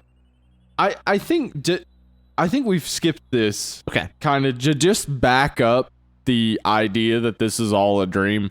I should point out that David Robert Mitchell said that this is based on anxiety dreams he had as a child of a thing constantly following him, and he had them while his parents were going through a divorce. Oh, wow. Yeah, so like so much of this is coming from his dreams and from a period where he was going through this major change. Yeah. Like that, to say that this is a coming of age movie that is a dream is very much in line with what the writer of the movie has already said about the movie. So I think when you look at it as a dream, you look at it as the anxieties and joys and interests and all these things playing out in this. I think she's in community college, right? Or she's in college, it seems. I mean, I get the impression they're 17-ish. I don't know. I thought it was more high school-y. Okay. Well, they're late teens, early 20s or whatever. Yeah. So like she's going through that period where everything is changing and she's having to decide on what human she will be. Yeah. I mean, it's not a decision you make overnight, but you think that when you're 20. Right, yeah, it's like, now's the moment. Yeah. Yeah, I think so too. Like, I think we're right in the end about the readings of this, though there are so many like elements of this that like he's obviously laying like hints of things, like say for instance the fact that every time before the entity shows up, you'll either see red or pink. So you were talking about the color stuff in this, and I didn't quite pick up on this. Like I noticed the color red many times through the movie, whether it be the very first girl in the movie with the red high heels, or the fact that Jay in the first scene has the red fingernails. But you're saying that like basically before the entity comes on screen, there's always something red, which also in itself is a reference to the Omen. Yes, it is. And also preceding the entity a lot of times is a ball. Okay, yeah, which is kind of a Don't Look Now thing. Don't Look Now reference. Or The Shining. And the ball itself tends to be red. Yeah. So there are all these like small things piecing each thing together, which also red, the color of sensuality traditionally. Yeah. All these things that like have a connection to what's going on, but also are completely like in reality wouldn't happen. Yeah. But in a dream, like you have these things in your dream where you're like, I was dreaming about this, and then I was looking at this thing, and then I was dreaming about this, but the thing was still there. Like these objects that are entering, these colors that are entering, they're all like referential to things your mind understands, but they're just not connecting the dots. Yeah, but like in reality, if that were to happen, it would be insane. It would be wild and make no sense. Yeah. Right. Yeah, definitely so, man. And I'll tell you too, man, the way that the monster and the rules of the entity and stuff play into the cinematography of this movie, I think this is one of the things that really makes this movie as fucking awesome as it is. Mm-hmm. Within, I don't know, it's probably like 15 or 20 minutes of the movie, after she gets like chloroformed, which I totally forgot about. Yeah, that actually when I watched that the first time, I was like, "Oh my god, is this like a rape movie?" Is this like I was not happy about it at first. Yeah, but then you find out it's like, oh, so you can tell her the rules and show her this is real, which is still weird. It's still weird, but at least like I get it. Like it would be, you wouldn't believe them. Yeah.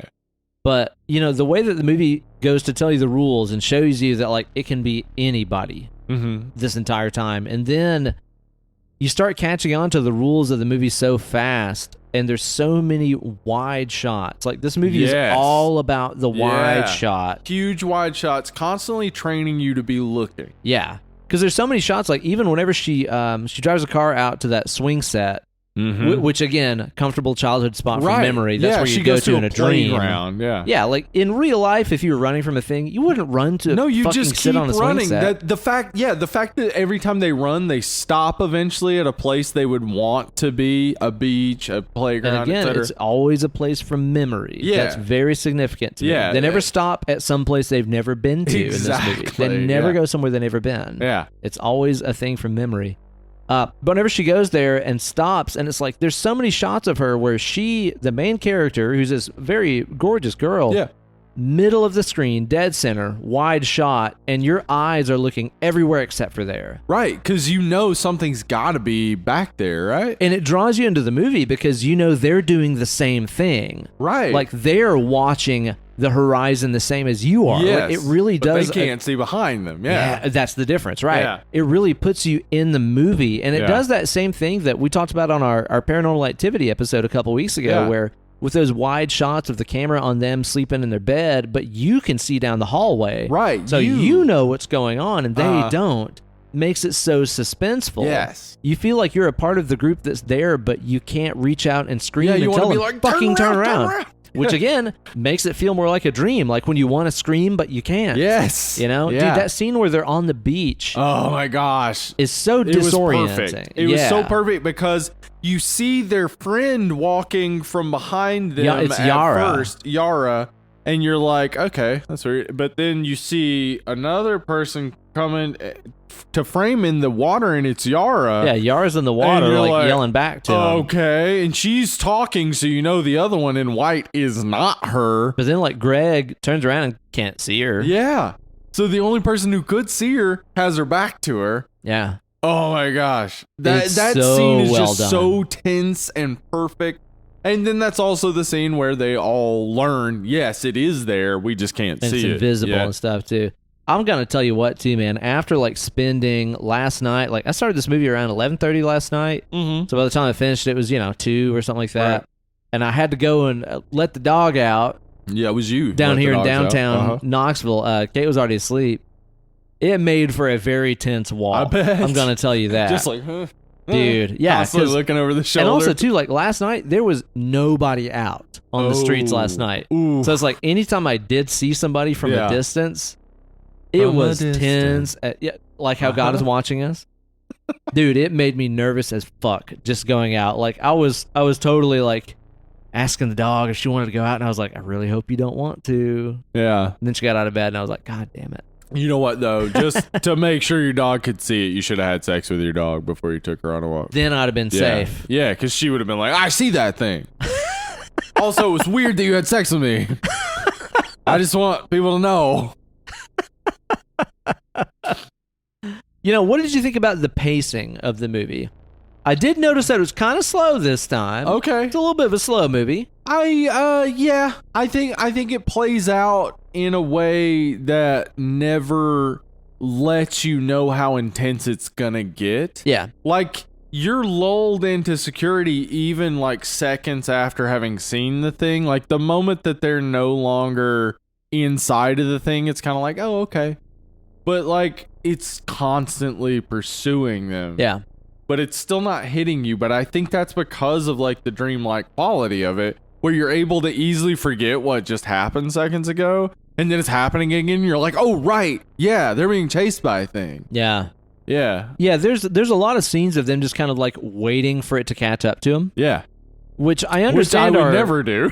right. Why yeah. wait? Why wait? But at the same time, it's like, well, it is having to walk on foot, I guess, Yeah. to get to them. So they are having to literally just sort of wait until it shows up. Like after they go out to that kind of that beach house sort of area, it seems like they're just kind of like waiting around forever for it to show up. Yeah. And there are a lot of shots of them just like sitting around on chairs, Just and stuff like chillaxing. that. Yeah, Yeah. just chilling. But I don't know, like I never got especially bored, but I could also understand people being like, yeah, it was kind of slow. Yeah, it's an hour 40. I mean, it maybe could have been a little bit shorter. And just, I don't know if it would have made it better though. I don't know that it would improve it. I mean, I could see if somebody has that complaint, but it's also like, yeah, I mean, it's a slower movie. That's fine. It can be a slower movie and be good. But whenever it is slower like that, it makes the moments where there are intense scenes, More like let's say intense. the kills and stuff Yeah. like that. Dude, whenever she goes into Greg's house and she's like yelling for him, and Oh, the man. entity as his mom is like banging on the door just relentlessly, And then it just kind of looks at her like, oh, it's and fucking then just you. goes back to banging. Yeah. The thing is like whenever it looks at her, it's almost like it knows who she is, Right, like, and is like "You're irritated next." by her. Yeah. But at the same time knows that it can't go after her because it that's has not how to follow the work. rules. Yeah. Yeah. And dude, whenever she opens that door and attacks Greg, what the fuck is going on? Okay, so I'm pretty sure that a bunch of cum comes out of his hand or something. Or her hand? Or I don't know her what's hand? happening. And Which again, her- to me, seems like a very fucking Freudian. This Yes. guy is being fucked to death by his mother Yeah. who's like jizzing on him. Yeah. What the fuck is going on? It was very here? dreamlike and weird and didn't Doesn't even try to make sense. yeah, or didn't even explain try what's to happening. like give you some sort of feeling of 'Cause, like- I know why this just happened. Yeah, well, 'cause and the then thing is, doesn't too, is, like- follow up on it. No, Yeah. not at all. Because like ultimately, at the end of the day, the thing disguised as this guy's mom, which is disgusting and fucked up, is kind of like dry humping him to death. And like you said, looks like just has like goo all over him, and also that like her crotch looks like it's Yeah. damp and Yeah. stuff as she's like dry humping him. That wouldn't kill you. How Are would the- you die from that? Other than just being like, Mom, this is terrifying, and having a heart attack and dying. I mean, at times it seems like they're supposed to be representative of like extreme sexuality, but at other times it's just like a tall dude or a kid Yeah. or just somebody you know. Or one of your friends. Yeah. But it seems like in the moments closest to the kill, it becomes this like gross thing that's just like oozing liquids. And Yeah, stuff. always. Yeah. Yeah. Which is why liquids and water become so gross to her. And by the end, the pool is empty. That like throughout, That's true, there's just yeah. like theme of liquids and water being this gross product of the kill. Yeah. And it's not even just that the pool is empty. It looks like somebody has like plowed through the pool. Yeah, plowed through it, just destroyed it. It's like ruined. Yeah. It'll never be the same again. Yeah. Yeah, which again might be that like sexual expectation versus sexual reality. Yeah, absolutely. I mean, especially as a teenager, I'll tell you this. Teenagers can have sex all they want, but it's bad. It's not good sex. They're just bad at it. You gotta practice. Yeah. You get better at it eventually. But Yeah. I'm just saying, like, yeah, the expectation versus reality when you're that young is really just like, oh, it's not as big a deal as everybody said it was, but it's also like, it's work. Like, to make it good is work. Yeah. Yeah. What do you think about the special effects in this movie? Because it's not exactly a special effects fest. It's not. And what do we got? We got the blood in the pool. Yeah, whatever the fuck is going on there. The blood on the invisible person, like, and the fake rain, which was terrible. The fake rain looks like a Sci-Fi Channel effect, and that just should have been left out. But That's one of those things I've I'll seen say. that in even more expensive movies and seen that in more expensive television shows. I mean, I don't it looks like blame them, but Deep Blue Sea or something. it's weird that you couldn't catch rain in Michigan. In Michigan, right? But the thing is like even the fact that it's like raining outside of that pool and stuff, it doesn't even matter because it's not like they go outside. It doesn't even matter. Yeah.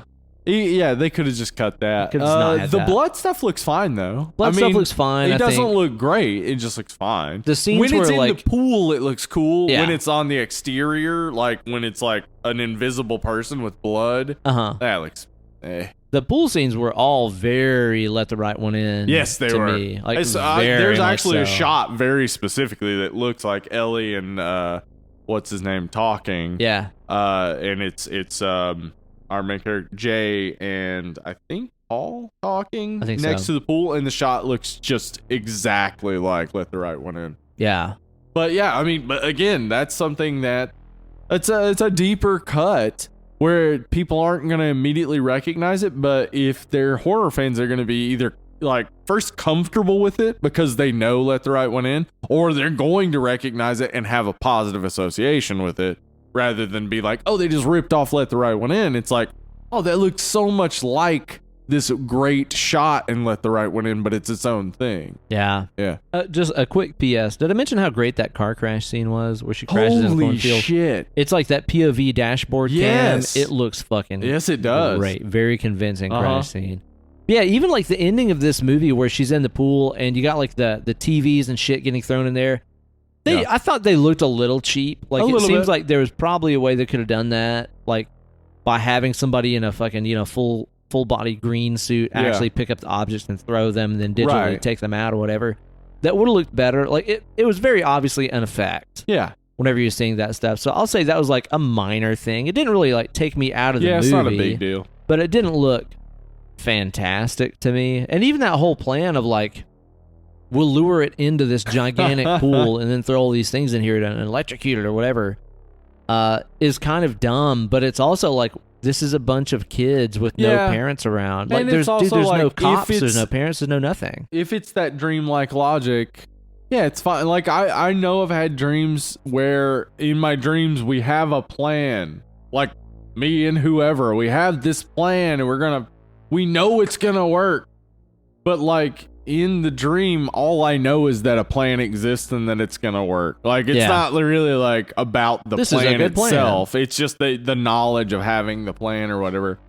I think just the fact is they're kids, they're gonna have a stupid plan, it's probably not gonna work. But it's also what I was saying, the meeting of her dad and a pool, which are two things that are super important to her in this dream logic. Maybe not in reality. Maybe in reality, she doesn't even think about her dad in connection to the pool.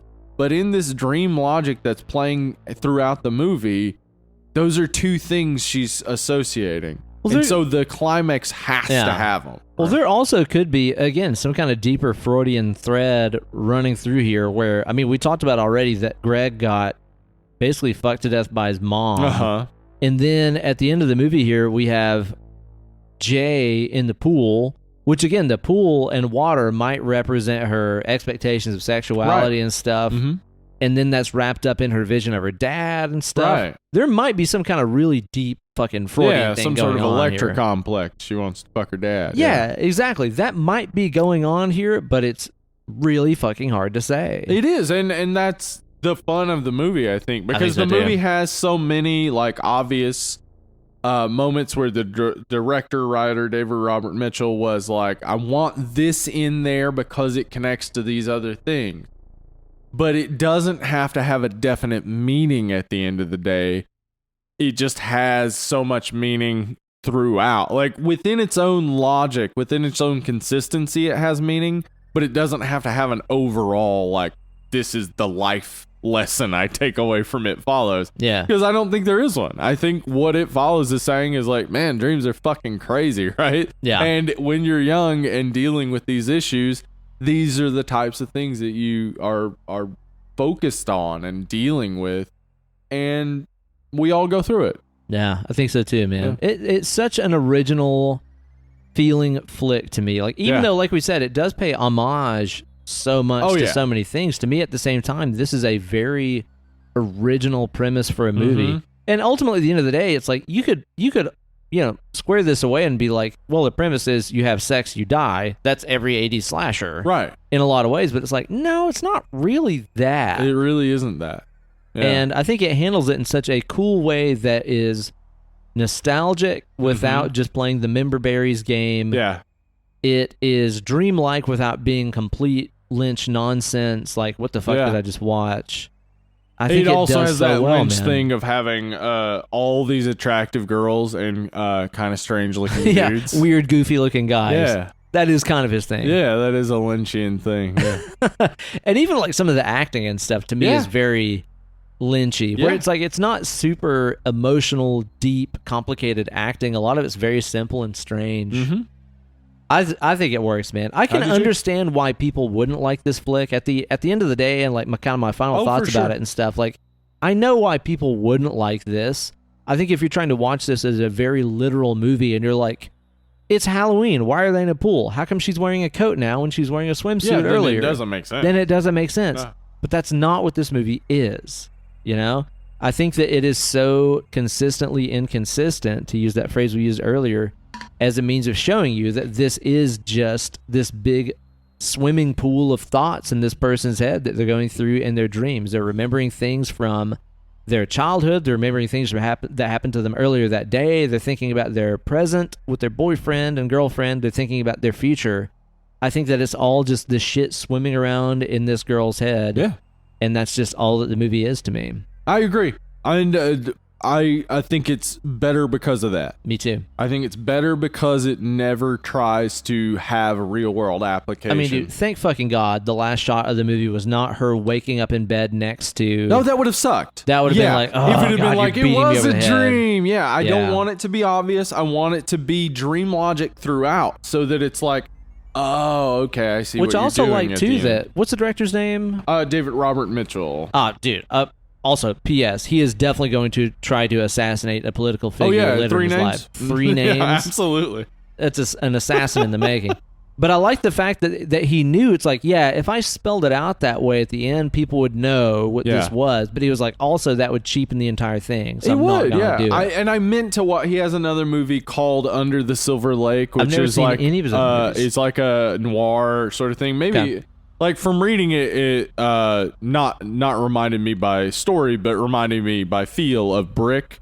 Okay. I don't love Brick. I hate Brick, dude. I'm not a big fan Such of Brick. a fucking pretentious, stupid movie. I am interested in watching it. It has Andrew Garfield. Okay. So I'm interested in future things he has in the pipe because I really liked this. For sure. Yeah, no, I hope that we get more from this guy. I hope that he does some more horror flicks and stuff, so we can see his outlook on other things. So what's your score on this, Ben? Dude, What I do you think say? this to me, I think is probably an 8.5. I think this is a very fucking strong movie. I think that, like we said, if you're a fan of horror flicks, you'll appreciate it for its homages. If you're not, it won't bother your enjoyment of this movie. No, not whatsoever. Yeah, this is one of those I would say, like, if I'm trying to get a younger person into horror movies, say somebody in their 20s, I would say this is the type of movie to watch. Well, and also too to show like crabby old fucks that like there's still good horror movies being made. Yeah, This is something I can imagine crabby old fucks not liking. Yeah, that too, I suppose. And dude, the soundtrack, I can't stress enough. The soundtrack of this movie fucking takes it to another level. It really does. This with a different soundtrack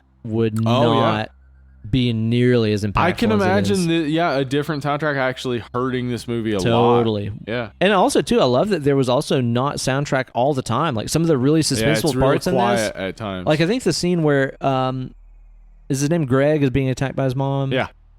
I think there's no soundtrack I don't believe during there that was part. any soundtrack. It was just like the knocking, dun dun dun dun dun. And it made you more like, what the fuck is happening at this point? Yeah, rather than being reminded, you're watching a movie. There's soundtrack, you know? It just let the visual speak for itself. So yeah, very well placed, very well used soundtrack that I think sets the tone for this so well. And I really dig it. And the cinematography, dude, I don't know if we even mentioned the influences of that. Yeah, there's a photographer named Gregory Crudson. Look him up. Yeah. Look at his photography. Let's post some stills on Instagram. We will, because his photography is the inspiration for a lot of the look of the film. And you would think like it's Carpenter, it's all these other directors we've mentioned. You see Gregory Crudson photography, you will see it follows. Like, it looks so much like it. You just showed me a few pictures before we started recording, and it's all this like very intimate, domestic. Yeah. You know, you're in a house, you're in a familiar location. And the colors and things are all similar, but also that dreamlike quality to it. Yeah, totally. And the wide shots. Like he'll have this shot that's like, you see an entire living room from like a distance, and it's like isolated by itself with these people in it. Yeah. And it's got so much of the It Follows to it. So clearly definitely check a huge them out. influence on this. Yeah, cinematography's great. I can't believe how cheap this was. Yeah. $1.3 million. $1.3 million, $2 million overall budget. That they had to do, a few reshoots and things, but not really anything Watch big. this, streaming or on physical media in as high of a quality as you can. Yes, because it looks gorgeous. Dude, especially like the nighttime shots and stuff are lit so fucking well. It's the absolutely shots gorgeous. with her with the door open in the back of the car, just like playing with that flower and stuff. They're so perfectly like set up. I love it. Yeah, man. I think at the end of the day, for me, this is a great movie. I love the look of it. I love the feel of it. I love the casting. I think the kids all do a great job. They're not kids even though. Like these are all, they found young looking mid 20-year-olds. Like, totally. Surprisingly, Olivia Lucardi, who plays Yara, is like 30. Whoa. Not in the movie, but this was only like 4 years ago. Kind of adds to the dream feel of this too, because you're like, how old are these people? Yeah. What year is this? What season is this? I know. Everything's ambiguous. Yeah. So like it just so perfectly put together and done for a overly modest budget. For me, this is like you said, 8.5 to 9. Like this is one of those more perfect recent movies. It goes right up there with I think The Witch is better. I think Blackcoat's Daughter is better, but I think It Follows is like right up there. Oh yeah, this is in top 5, top 10 of the whole like 2000s era of horror so is far. Better for sure. I like this better than the Babadook, I think, because it's just more I fun was gonna to watch. say this is one. Yeah, this is the one. This is one that maybe people would like more than Babadook, because Babadook has the annoying kid, and it's real. It's a grind of a watch. Where this is less of a grind, more of a like dream-like, fun at times, funny, interesting, but also horror. Yeah, like very horror. So yeah, I love this movie. Awesome, man. Yeah, I've been wanting to talk about this since we started the show, so I'm glad that we finally got around to it. Thanks a lot to the people who suggested this. I know Kalani did, and... That's right. This is a Patreon suggestion, wasn't it? The person we pulled it, Austin Green. Austin Green, boom. Yeah, that's right. If you guys want to help drive the car and point this show in the direction that you want it to go, you guys can join up on the Patreon page. Yep. We have like a $1, a $3, and a $5 level. If you join up at the $5 level, you can put in a movie that you want to hear reviewed on the show, and we draw those from a hat fourth episode of every month? Yeah, fourth episode of every month. So we do it every month. So far, it has been great a blast. Like even the stuff that we didn't know has been fun to cover. So like, Go Keep on them there, coming. Patreon.com/dead and lovely. Become a $5 patron. We're very interested in covering these movies. So I been next week.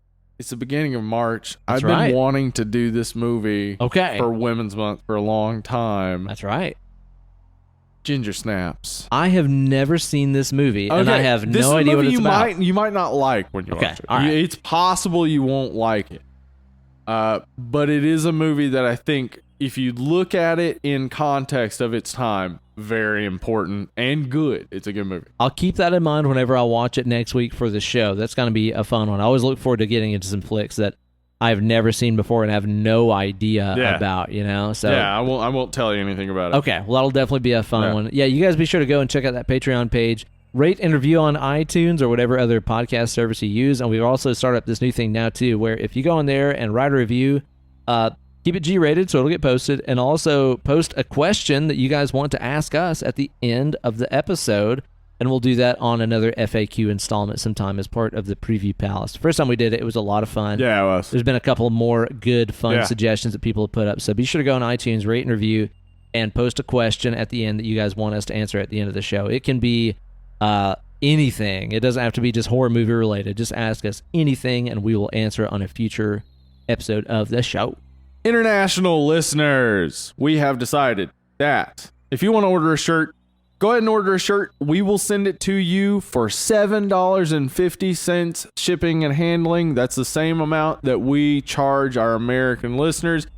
We will be making less on the shirts, but we don't really care. We just want to get you a shirt. Yeah, so if you feel bad about it, be sure to put up pictures of yourself wearing it on social media and tag the podcast and tell everybody how it's your fucking favorite show ever. Yeah, that's cool. It's cool with us. So if you're an international listener, you want a shirt, just go ahead, email us at deadandlovelypod@gmail.com with your order. It will be the same price that it's been for all of our listeners here in America, which is $32.50. That's shipping, shirt, everything. Helps us out. We'll get it out to you. It helps us out. And, my friends at the post office miss me, I'm sure. All right. They need some visits. They do. They need a reason to see you. So you guys be sure to do that. Follow us on Instagram, social media of all kinds. Yeah, at Dead Lovely Pod on Twitter and Instagram. We got a Discord. We got YouTube. It's youtube.com/Dead and Lovely. That's right. Facebook.com/Dead and Lovely. If you're looking for us, we're at Dead and Lovely somewhere. You can find us. Yeah, be sure to check that out. And be sure to tune into the show next week to hear us review Ginger Snaps. It's going to be a lot of fun. I look forward to getting into it and drink some more good old beers by our friends that have sent them in to us. I'm picking up a new shipment of goodies from Jeff. Yeah. I think they actually arrived at the shop last week, but I didn't go in because it was snowing here in Tennessee. So this week I'm going to go pick up a new shipment of beers from Jeff. We have so many beers. Yeah, we're kind of building up a little backlog here. So yeah, we got to work our way through these. So I'm looking forward to these next couple episodes because that's a good time to get a pull. Yeah, it is. All right. Thank you guys so much for listening to the show. Rate and review on iTunes. You guys have been fantastic. We've been dead and lovely. We'll catch you guys next week.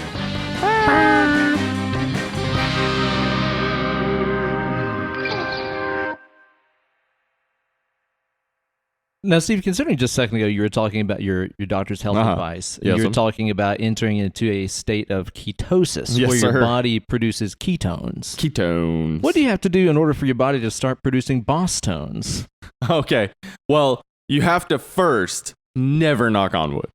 Right. If you have knocked on wood, you cannot create boss tones. No boss tones No. after that. Okay. And you really, I think the next time you drive past a cement truck, just get out and gargle some of it. Yeah. I never had to knock on wood.